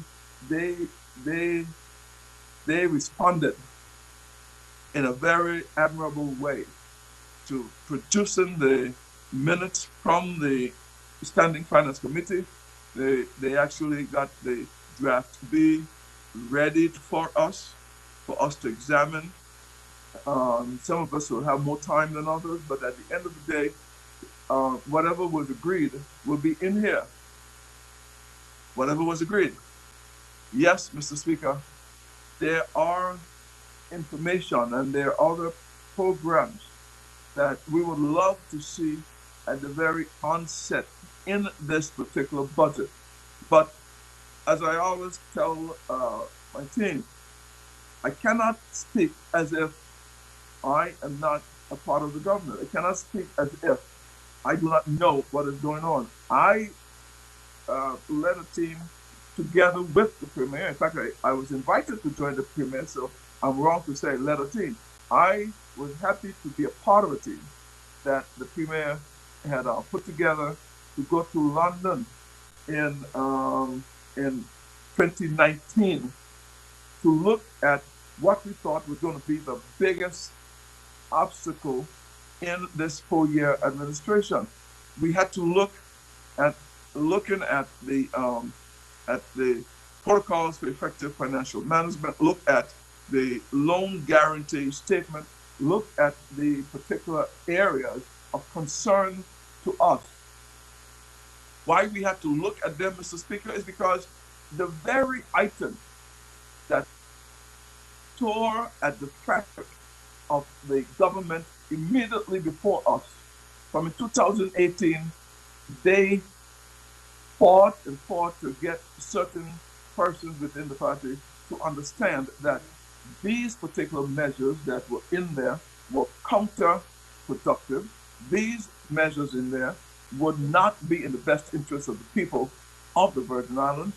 And today, the 14th, you know, marked a very turning point. It is so amazing because I happen to like history. I happen to like to recall and recant certain things. So the budget debate that we had for the 2021 budget, it started on of the 14th of December in 2020. But it was not only that event that is striking, because the premier, then leader of the opposition, also had a speech on the 14th of December. This time it was 2018 when he was joined in the opposition by three members from the Red and Blue Party, and because they now had the majority, he was constitutionally, I was going to say kicked out, but it was a constitutional thing, so it was no coup d'etat. So he was constitutionally removed as leader of the opposition and replaced by the person who was at the time deputy premier. And others of the members who joined him, some are now on the other side, some have retired, some have resigned, some stayed blue, some went red, others went purple, and we have a green. I told of the tale of Humpty Dumpty. People don't like it. But the pieces cannot be brought together because the very item of which they tore apart, and they never really told the public what tore them apart. But this is what we are here debating now in the particular budget, because the member for the third opines all the time, get the money. He voted against getting the money at the time because he thought that he thought at that time that the terms and conditions for the money was not going to be in the best interest of the people of the Virgin Islands. The member for the second is applying, get the money.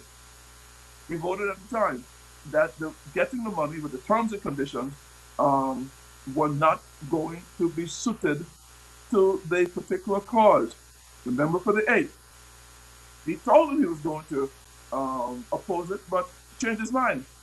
So at the end of the day, Mr. Speaker, we have a particular issue here where the same money is coming to play. We have to be prudent because at the end of the day, I'm going to speak, and I'm going to speak openly because we have a particular, while we're here playing Dolly House, there is a big picture of which the people of the Virgin Islands cannot lose sight of. And we're going to make sure, Mr. Speaker, that we have an understanding because KFC, you know what they sell. McDonald's, we know what they sell. Nike, we know what they sell. But they repeat their particular lines because if you do not if you do not make the people understand what is it that you're fighting. In fact, my good friend from one of the major resorts, multi-million-dollar home, he writes every Friday. He said because there's certain things that the government doesn't explain good enough as to why is it that certain things are happening. The member for the second came here again today. Where's the plan? I looked at the newsreel and I saw that the United Kingdom, for instance, they had big plans. They were going to open up.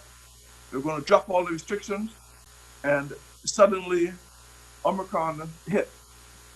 Then they started to close up again. They were going to ban African states, and only to find out that they had more cases in their country than what was in any of these African states. More cases in America than what was in any of these African states. So today, they have decided to take away the bans, reassess, because this doesn't make sense right now, how they're going.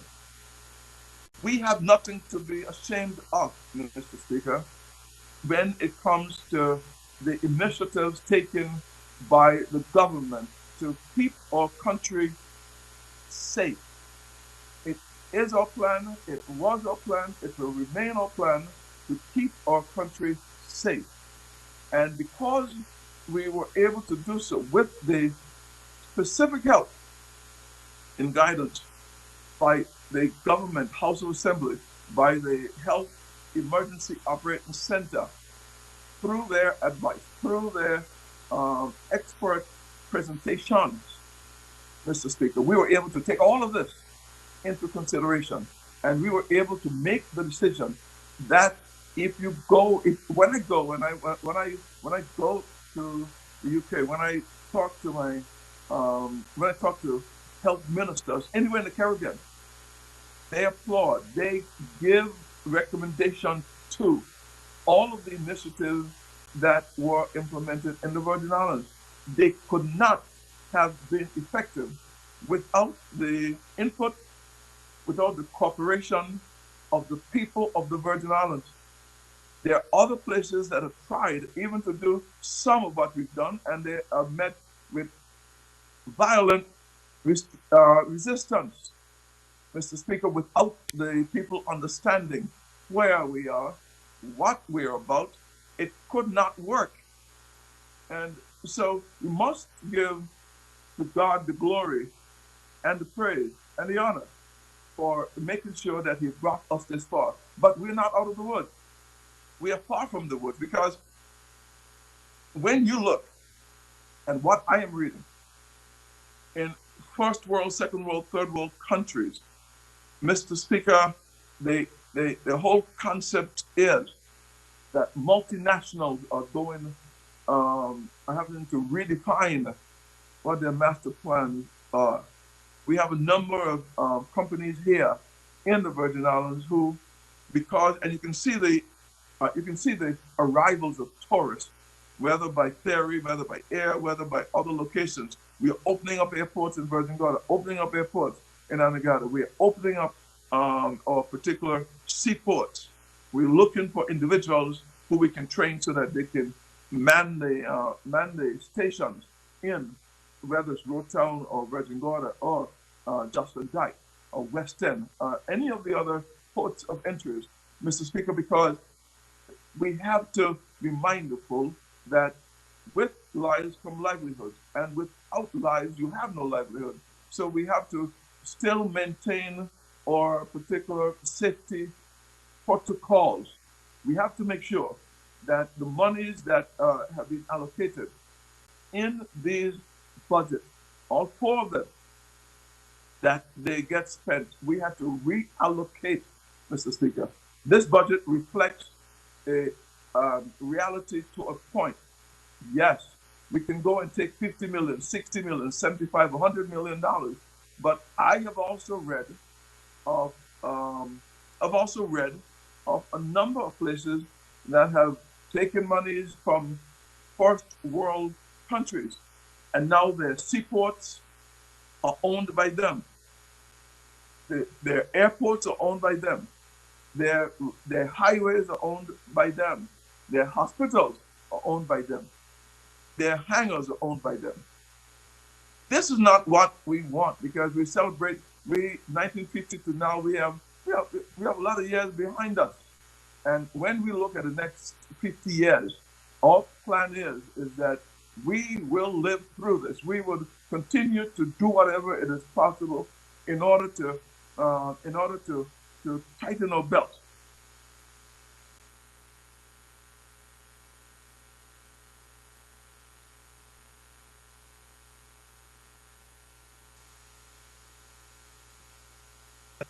healthcare workers are needed in America. They're needed throughout the region.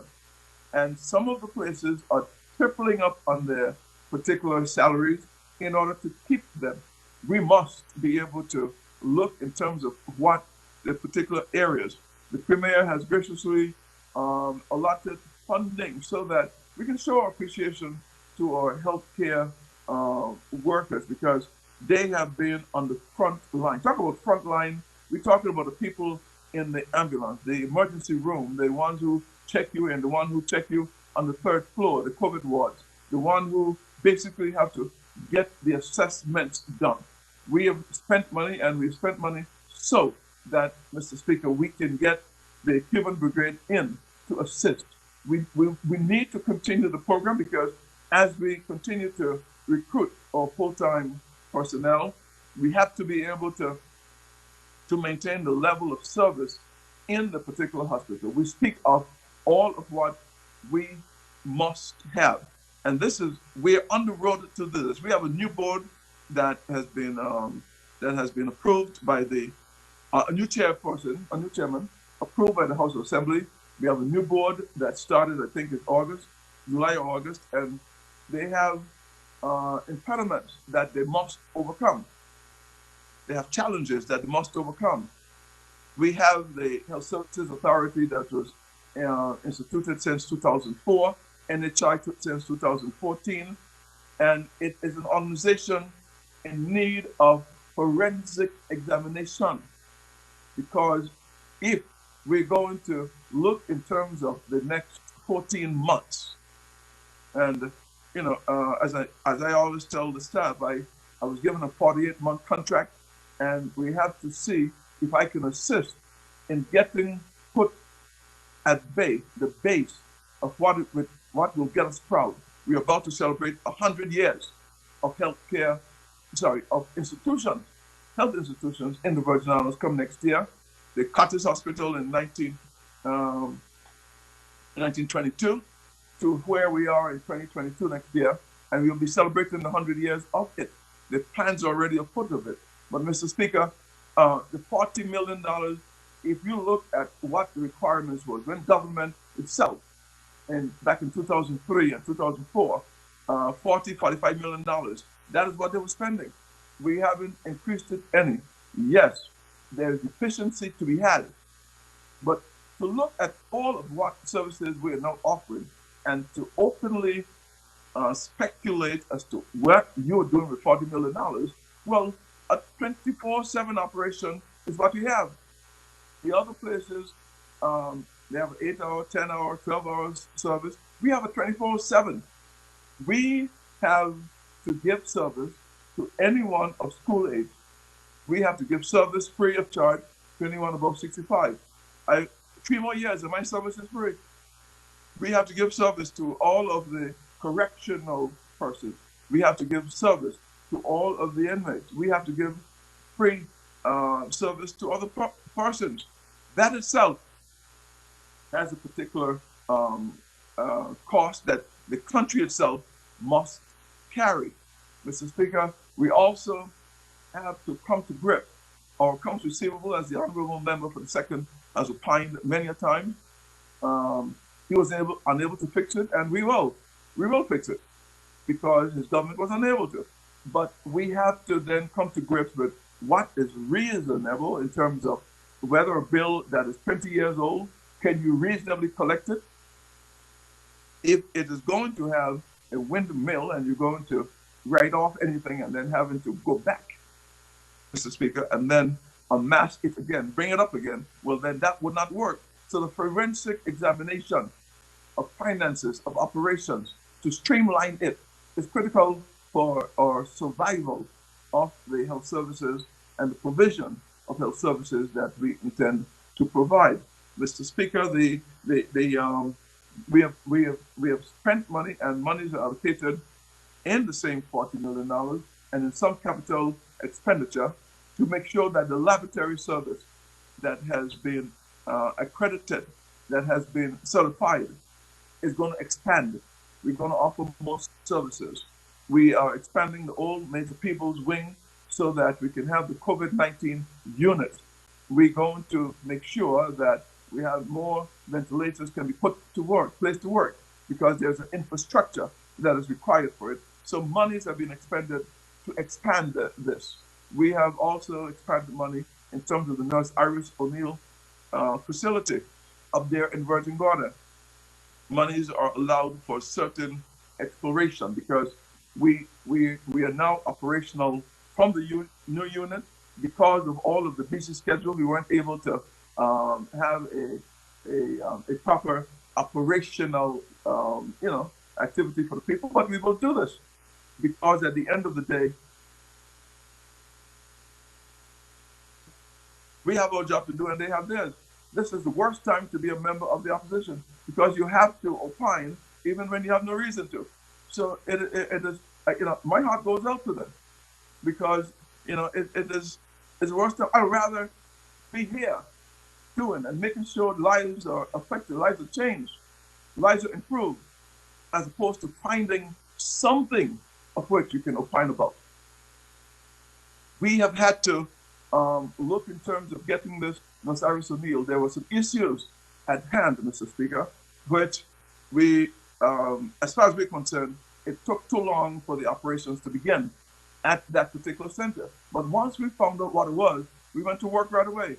And today we are in there, making services in there, because we promised back in 2018 and 19, when we took the keys from the contractor, that that if you truly wanted to be born in Virgin Gorda, you should. There should be no reason why you shouldn't. We have the ability to do it, and we're going to push towards getting it done. Well, talking about push, Premier is also talking about push. We're going to push towards getting it done. Mr. Speaker, we're going to look in terms of the facility that's there could be repurposed. There is some space behind of the particular area there of the old clinic that we can look in terms of our Golden Gym Center could be positioned right there. Facility for the healthcare staff could be positioned right there. So RDA has been commissioned to look at this, and Premier will always tell you that I had my reservations in terms of the implementation of the 7%. But the money is there. The money can be now spent for the purpose intended. Healthcare is one of them, and we will continue to look in terms of what we can do. And two or three of the things that we would like to accomplish with that particular funding is to get the master plan in the last 14 months here that we have in this term, getting ready for the next term. We'll get the master plan ready for the Nurse Iris O'Neill facility. Make sure that it could happen. Plan ahead. Where's the plan? There's a plan. We have also, in terms of the facility for the Adina Donovan home, we are going to provide some master plan so that there's a buy-in from the public, because we can't have one government wants schooner, one government wants it to go vertical where it is, and the other government don't want it at all. It can't work. This is why the Premier will speak a little bit more in terms of Dr. Suma and the whole master plan that is being put together for the territory. All of what they have done, they have interviewed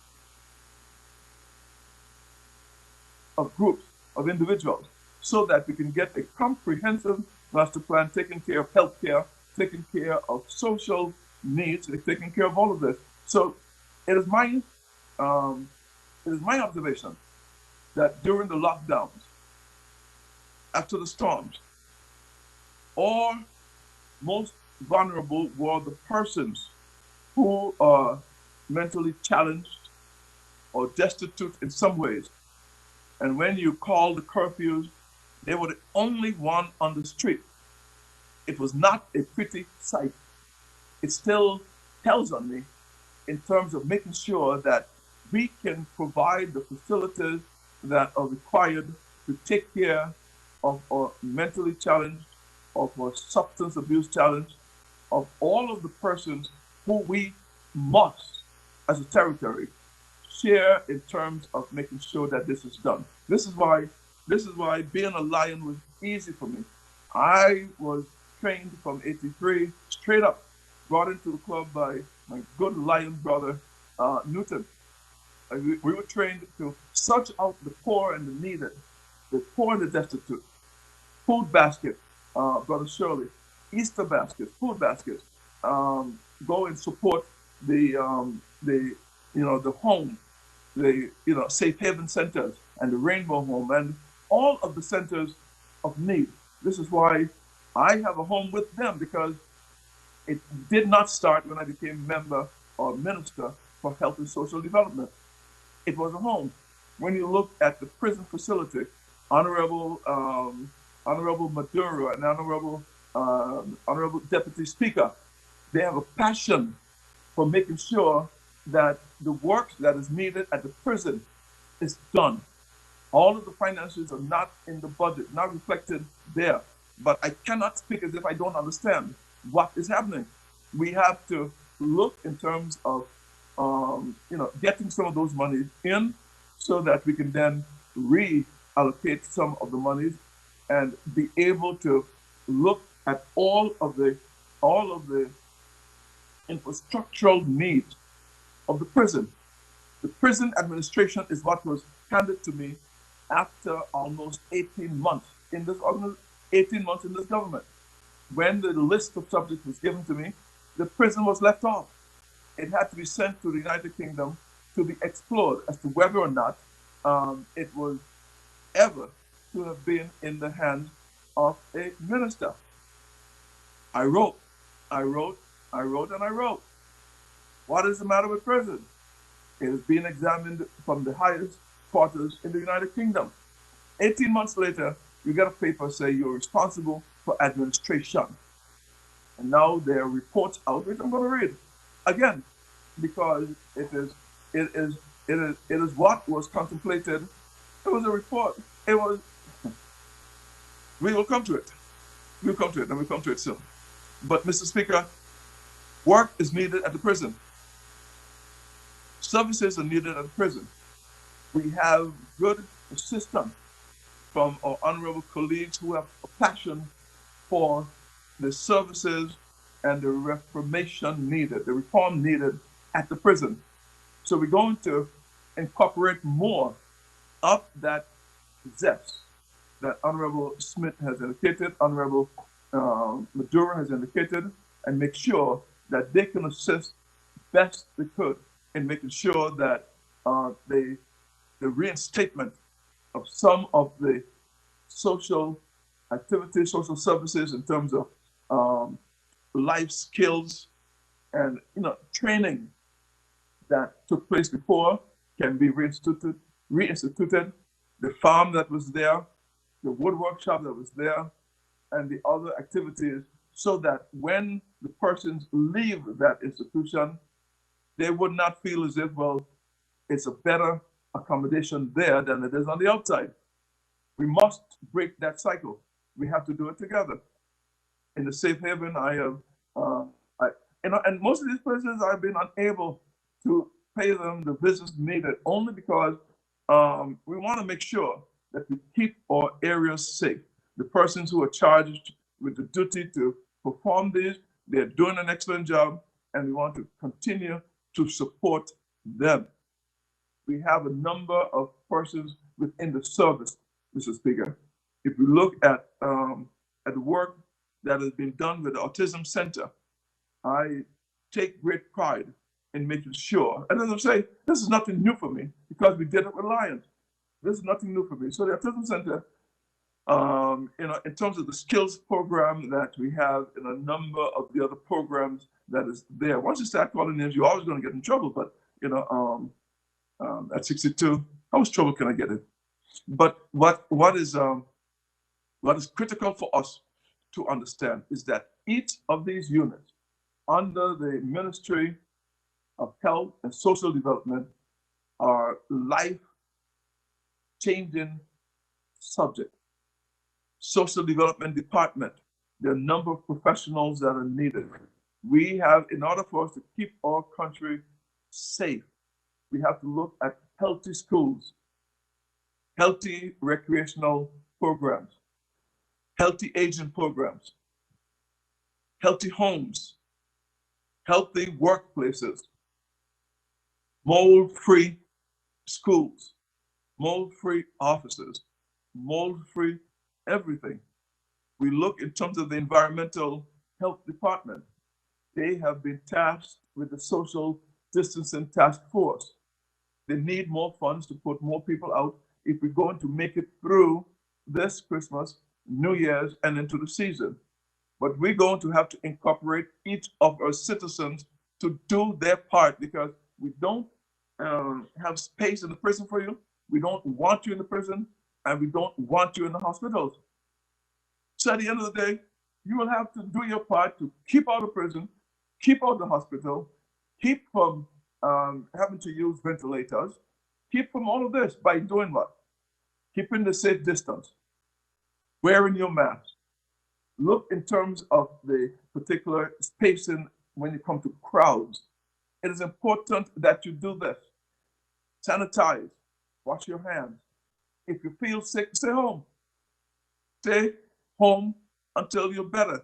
You might think it's just a cold, just a sniffle, but at the end of the day, when you test, we are having people, there's an increased number of persons coming to the emergency room. We don't need this. We don't want this. We should not have this.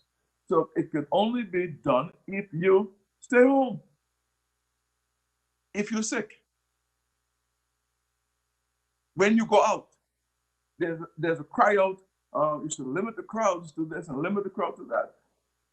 You can help by keeping or making our festivities safe by doing what is right. So, Mr. Speaker, that is a Salem call out to have these things done. Mr. Speaker, when you look also in terms of the number of homes, we would have, by the end of this year, we would have completed 8 social homes. 8.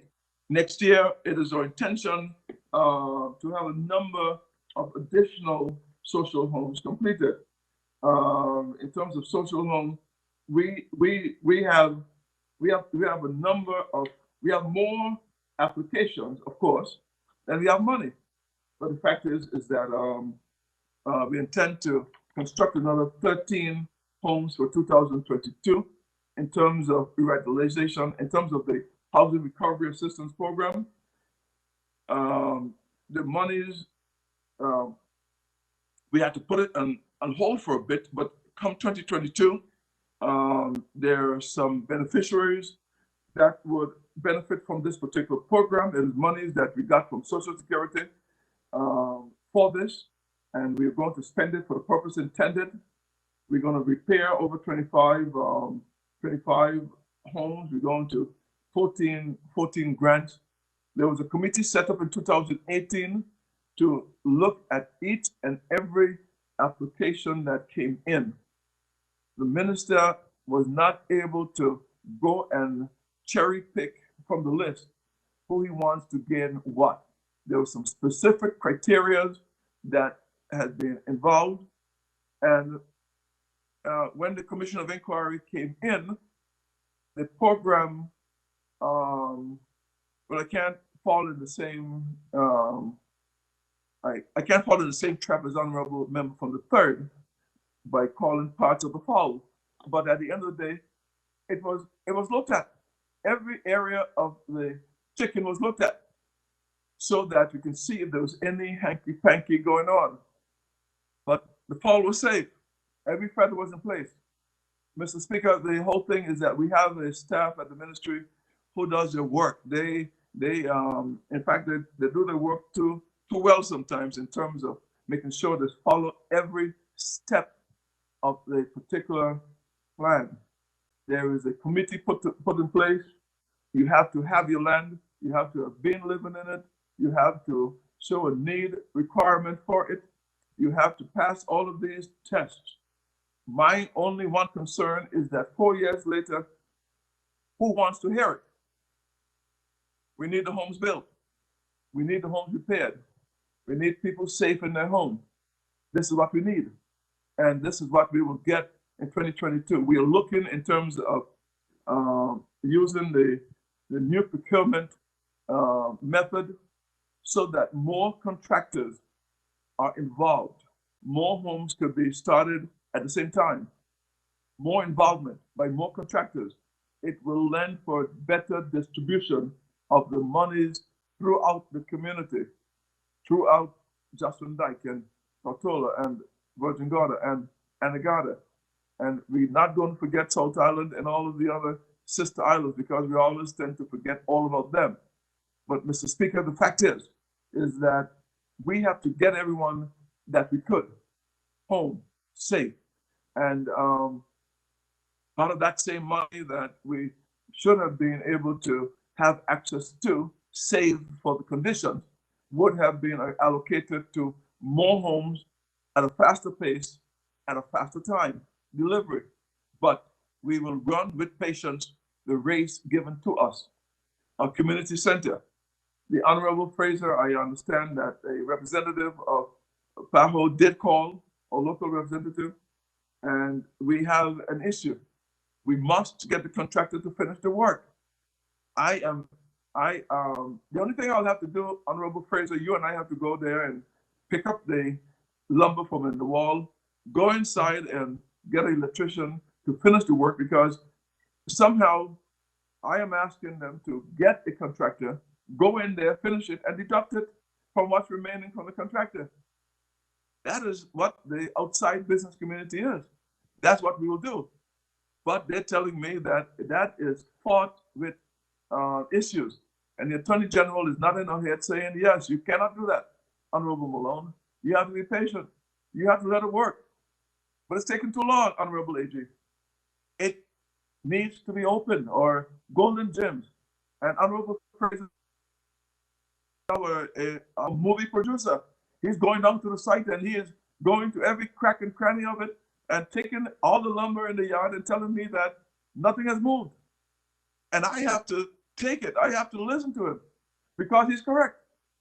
But rest assured that it's not for the lack of trying to do this. We went down to Bruce Bay, and finance was gracious enough to reallocate. The Premier was gracious enough to reallocate some funds so we can get that yard cleaned up, because we had some 2017 galvanized flapping on the roof. A forest. There was a forest on there. They were taking it literal that we were not out of the wood. So they were developing a forest on there. That's not the wood I'm talking about. So we had to go and get that place cleaned up. It is a joy to drive from one end of the valley in Bruce Bay to the other.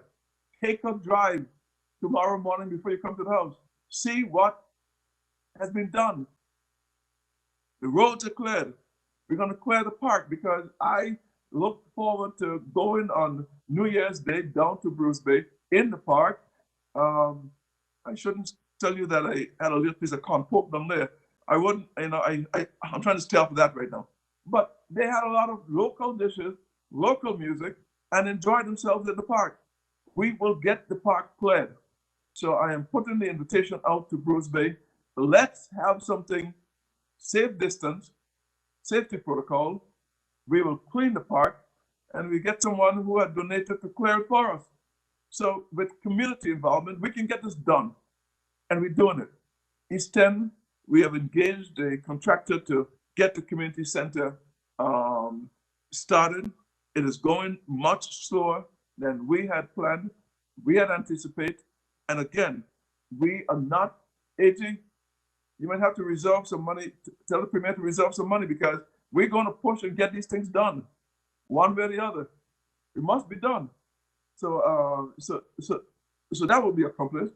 We were able to open the community center down in actually West 10, and I think that was a great joy to be taking part in this. The Parcel Community Center is next in terms of smart community centers. We're going to get it done. We have done some work up in North Town, and we're going to get it completed. We're going to look in terms of those public spaces. Honorable Member for the Third has invited the school to throw us out. And maybe they should, but hold on, not so fast. We will be there for you. You're there for us now. We'll be there for you. So I don't think he meant that they should physically throw us out, and I don't want them to take him up on the invitation. We are getting our own space. It is not all outside of our particular reasoning why they're not in there. So we're going to get it done. We are going to get it done. We looked in terms of the other centers. The other centers will come. We must be able, because you spoke of public spaces to give public events. What about the fourth and fifth district? We have been without a community center, period. Not good enough. We're in the center of government, center of commerce, center of everything, and we don't have a community center. This must be corrected. This must be corrected. And we'll do this. Honorable Reimer up in the economic zone have purposed this, and he will speak about his economic zone. But I lend and I support all of what is being done, because safe communities, making sure that our youngsters are taken care of, making sure that on Sankey Sundays, I was holding the fort on Sunday. Hold the fort, I'm coming. And that song ring bells. It rings bells and so forth. So that's a good program. It's a good program, and it brings out young, and it brings out the not so young. It brings out the middle of the young, and everyone is enjoying themselves. So Bill, I was glad to join other members and help support the cause. So that's a good thing, and you must praise the things that are good for the community. That's good, and if it is emulated throughout the territory, it's a good thing. It's a good thing. My mother was one that will go to Bellevue, and she would sing. I remember when she was taking my cousin, or late cousin, George Pigmouth, when he found the Lord, and he didn't want to leave when he get Bellevue. Bellevue folks have a special voice with them. You can't beat it.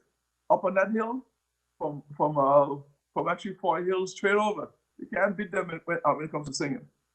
And except you go to the east, of course. This is where the singing originated. So at the end of the day, Mr. Speaker, these are the things we have to look forward to get these particular programs. When you look at the programs for the elderly, we have to be mindful, because we don't want to introduce any of the ills of this COVID in any of the centers, any of the gatherings. So when we go around our seniors, we must be 100% compliant with all of the safety protocols, because they are most vulnerable.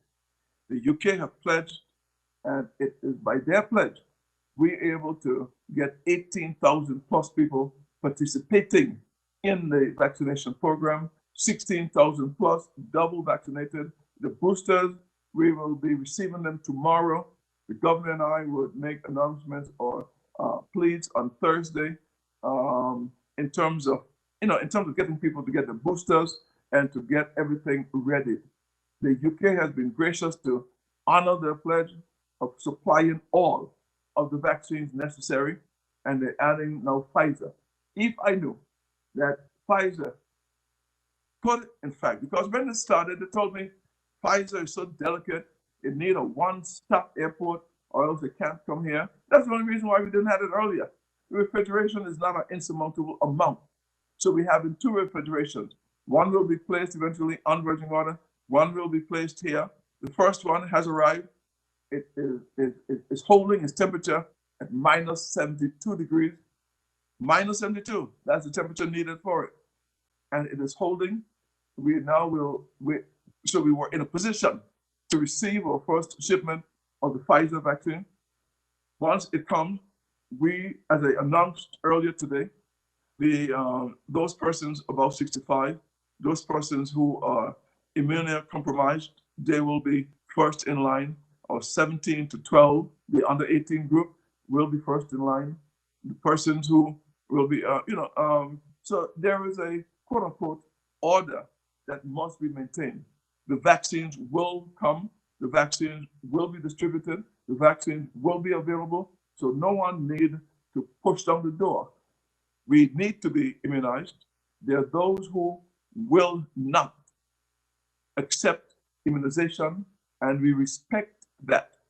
Respect also the fact that there are those who will, because for some reason, those who will not think that it is their business to convince everybody else not to.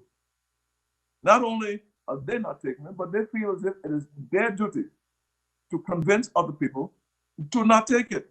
And it is a philosophy that is beyond my pay grade. Maybe I need to be a psychologist to understand that one. But it's a philosophy beyond my pay grade. You have decided not to take it. We are not going to mandate it, and we are going to have it available to all those who wish to. Throughout the world, 2.9 million deaths. In the Caribbean, we announced it. In the BVI, up to 39.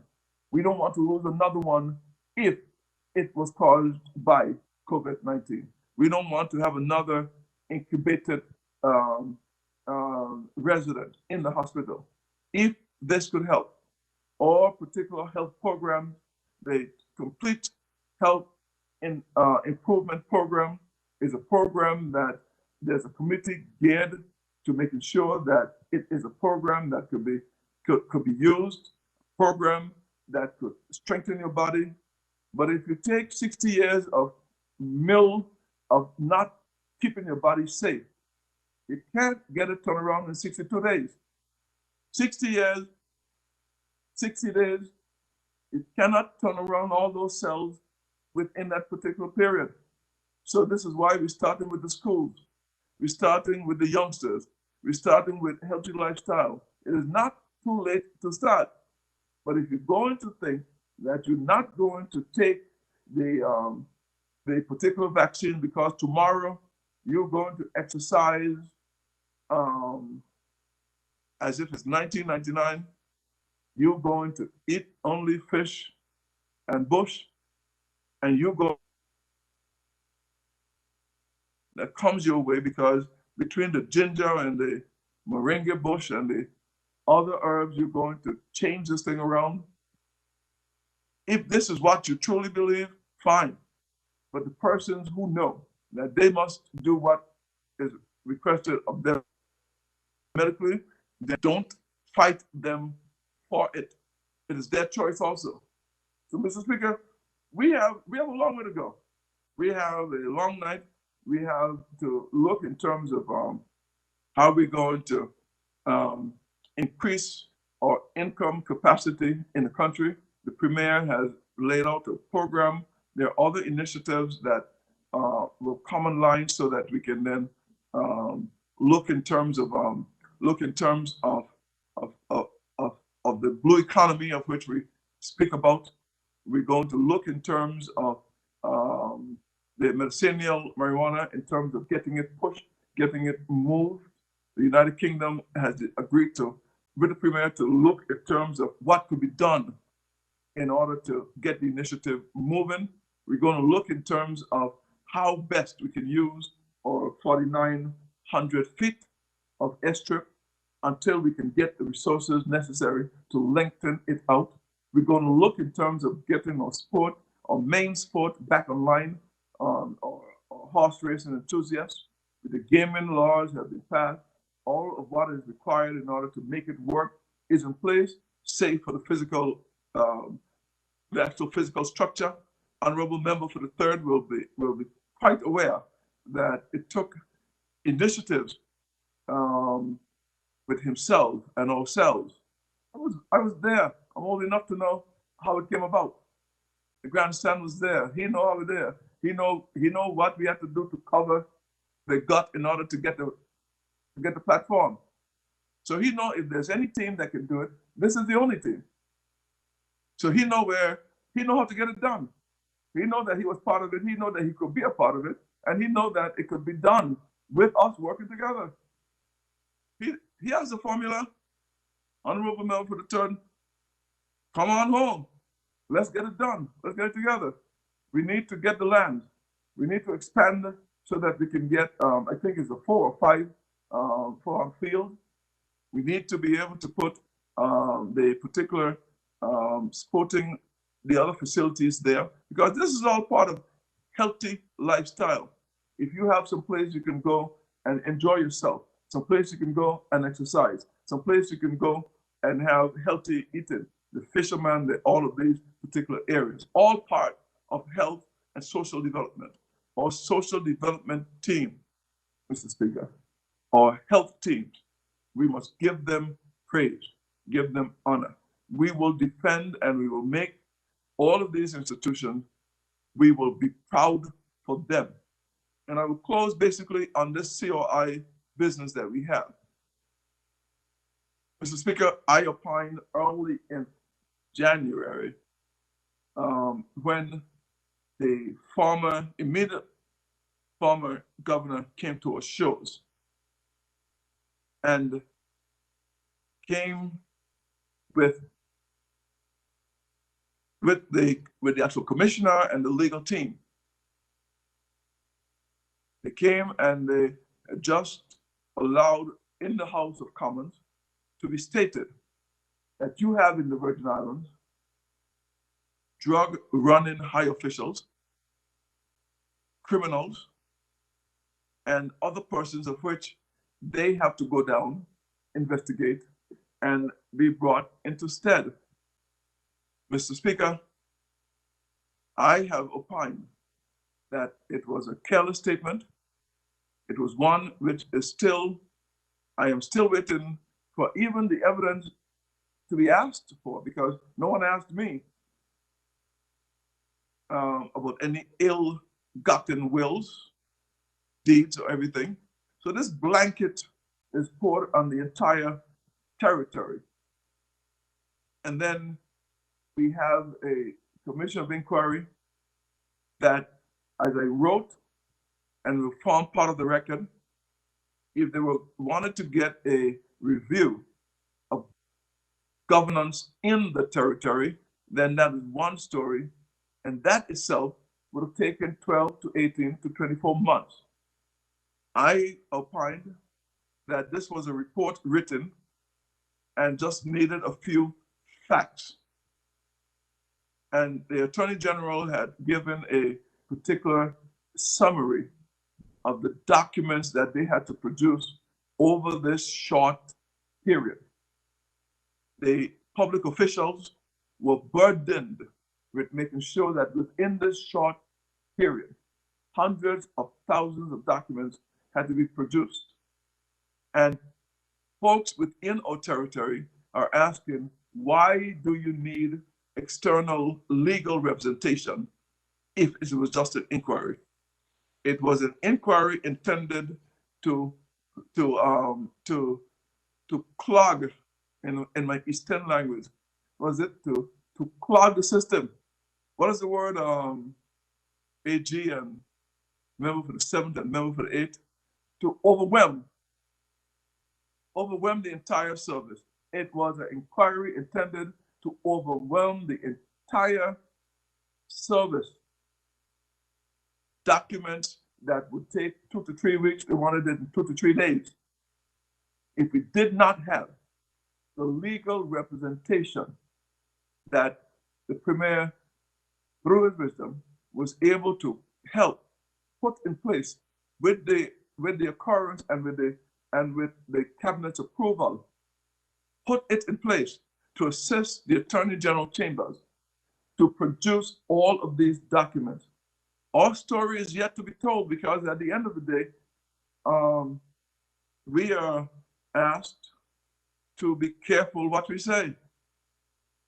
We also asked to explain everything that's going on. It's a contradiction. We have to be able to let folks know that if we are going to do a 72-year audit, and it was unfortunate for the member for the 3rd to bring up the Bywater, in which he did, because the circumstances of Bywater is one in which the stories and the books will have to be written. It is a particular area of concern then, and it was an area of concern up to now. So that is a subject not in these kind of forums, because at the end of the day, I will resist going into saying any more about it.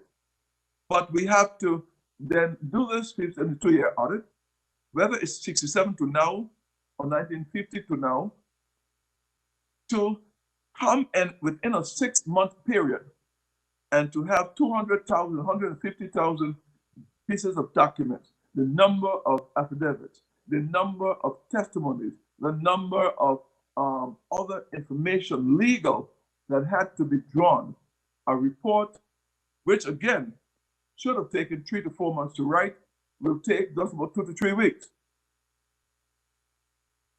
Look out for when it comes, because all of what we are talking, the conversation will change. The conversations will change, because at the end of the day, I have been asking, to what end is this? There has to be a bigger reason why the UK will spend $4, $5, $6 million when you look at overall actual and implied costs.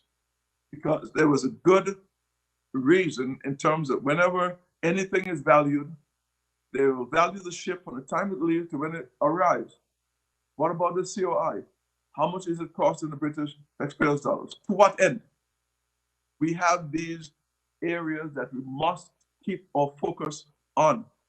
Yes, the bush is being cut, but if they couldn't get cut for some reason, because we had to protect the next 50 years, we had to protect the next move into constitutional advancement. We cannot go back to come forward here on this. We must keep moving forward. We cannot allow any areas of concern, which is normal in the administration. If there are ill doings within any administration, there is a place in the court for that. There's a place in the system for that. Get it done there.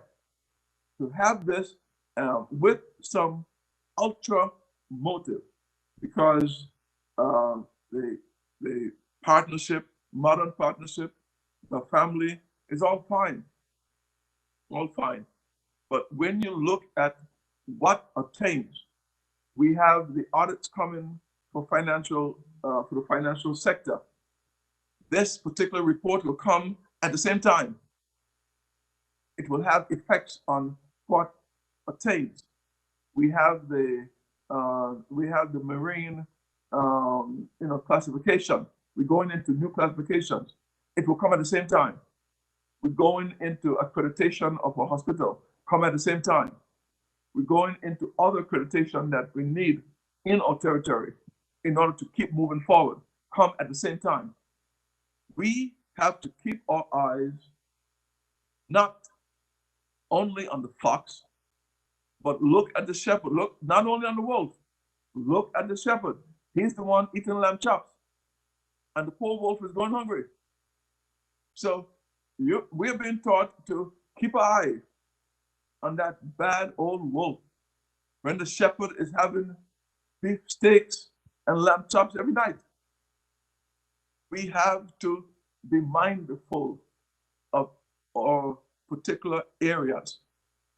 Mr. Speaker, I'm not going to take a minute more. Thank you for the 30 minutes that you have afforded me in making the presentation. I know that there are areas that we need to cover even more so, but we have time to do it. Let us not get weary in well-doing. Let us be careful this holiday season. Let us wear a mask, sanitize, keep our distance outside of our immediate parties in terms of the persons of where we live and or we have a bubble. The House of Assembly, we have a full bubble in there, and we have challenges. Yes, we can get through them. All of our colleagues, I want to say Have a Merry Christmas. Have a bright and prosperous 2022. We will get through this. We will get through this together. There are challenges. The report will come out. The report will get all of us together. It will bring all of us together in one room, talking what we're going to do about this, what we're going to do about that. Well, I'm telling you, what we're going to do about this and do about that, let's do now. Let's get together. Let's plan.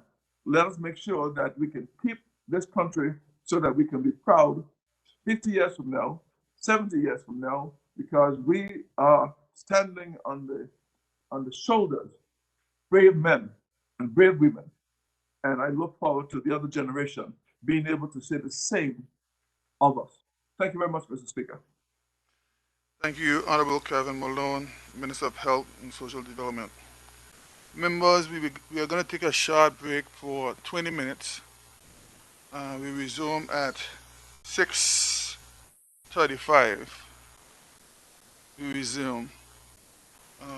This Honorable House is now in recess.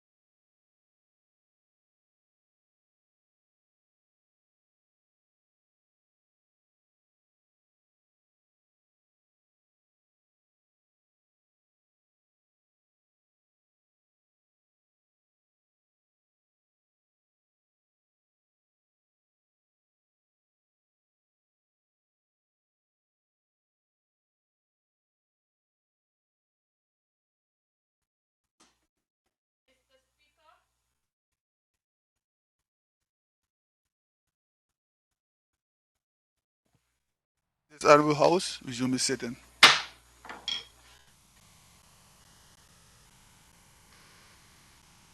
Honorable members, um, as I said earlier, we are going till 9 o'clock. So at this time, the floor is still open for anyone who wants to take part in the debate.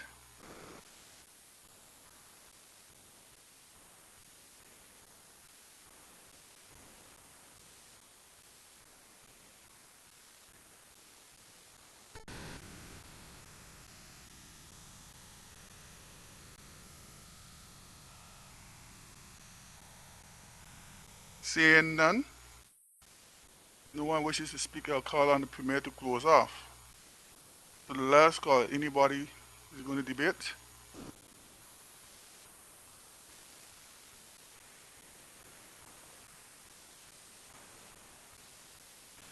Hearing none, I will call on the Honorable Premier to wrap up.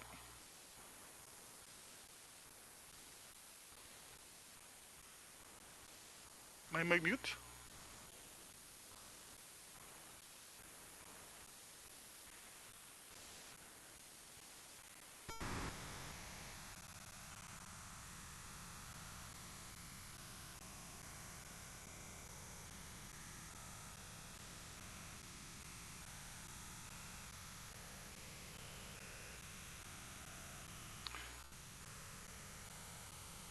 Hearing none, I'll call on the Honorable Premier to close off, please. Because I'm not hearing anyone repeating. Am I being heard?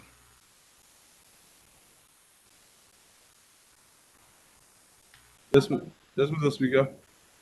Anybody else? Because I want to make sure that everybody got a chance. I just call for anyone Yeah. to speak. I'm not getting anyone attention, so I'll speak, Mr. Speaker. I recognize the member of the 8th District, the opposition leader, Honorable Marlon Penn. Thank you, Mr. Speaker, and I thank you for the opportunity to make my contribution this evening to the Appropriation Act 2022. Mr. Speaker, I'm sure by the time I'm finished speaking, you'll have tons of persons clamoring your inbox wanting to speak. So I'll make sure that I don't disappoint them. Mr. Speaker, first and foremost, I want to thank the people of the district. Speaker, there's some feedback.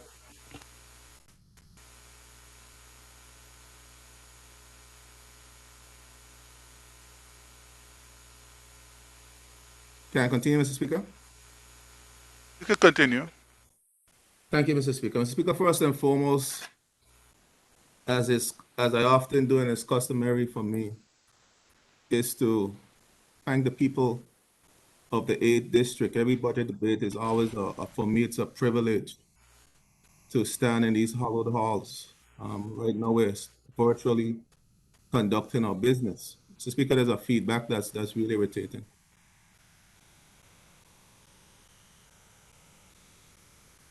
These hallowed. Hold on, Honorable Penn, opposition leader. Is anybody else getting a feedback?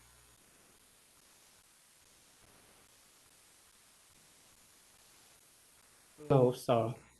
No, I don't have. How many devices are on in the room, Honorable Leader of the Opposition? Just I'm just my device I'm using right now. Okay, well then the feedback has to come in from the other chamber then, because well, I'm not getting. Yeah, we I are didn't get not one, getting but I'm any not sure. feedbacks because if we were getting feedbacks, the technician would have heard it as well. So we're not getting any feedback, sir. So you may continue. Okay. No, because it's normally Okay. irritating when you have feedback like that and so forth. So Yes. I'm not sure if you have to. Yeah, Yeah, it okay. is. It's coming in. Okay.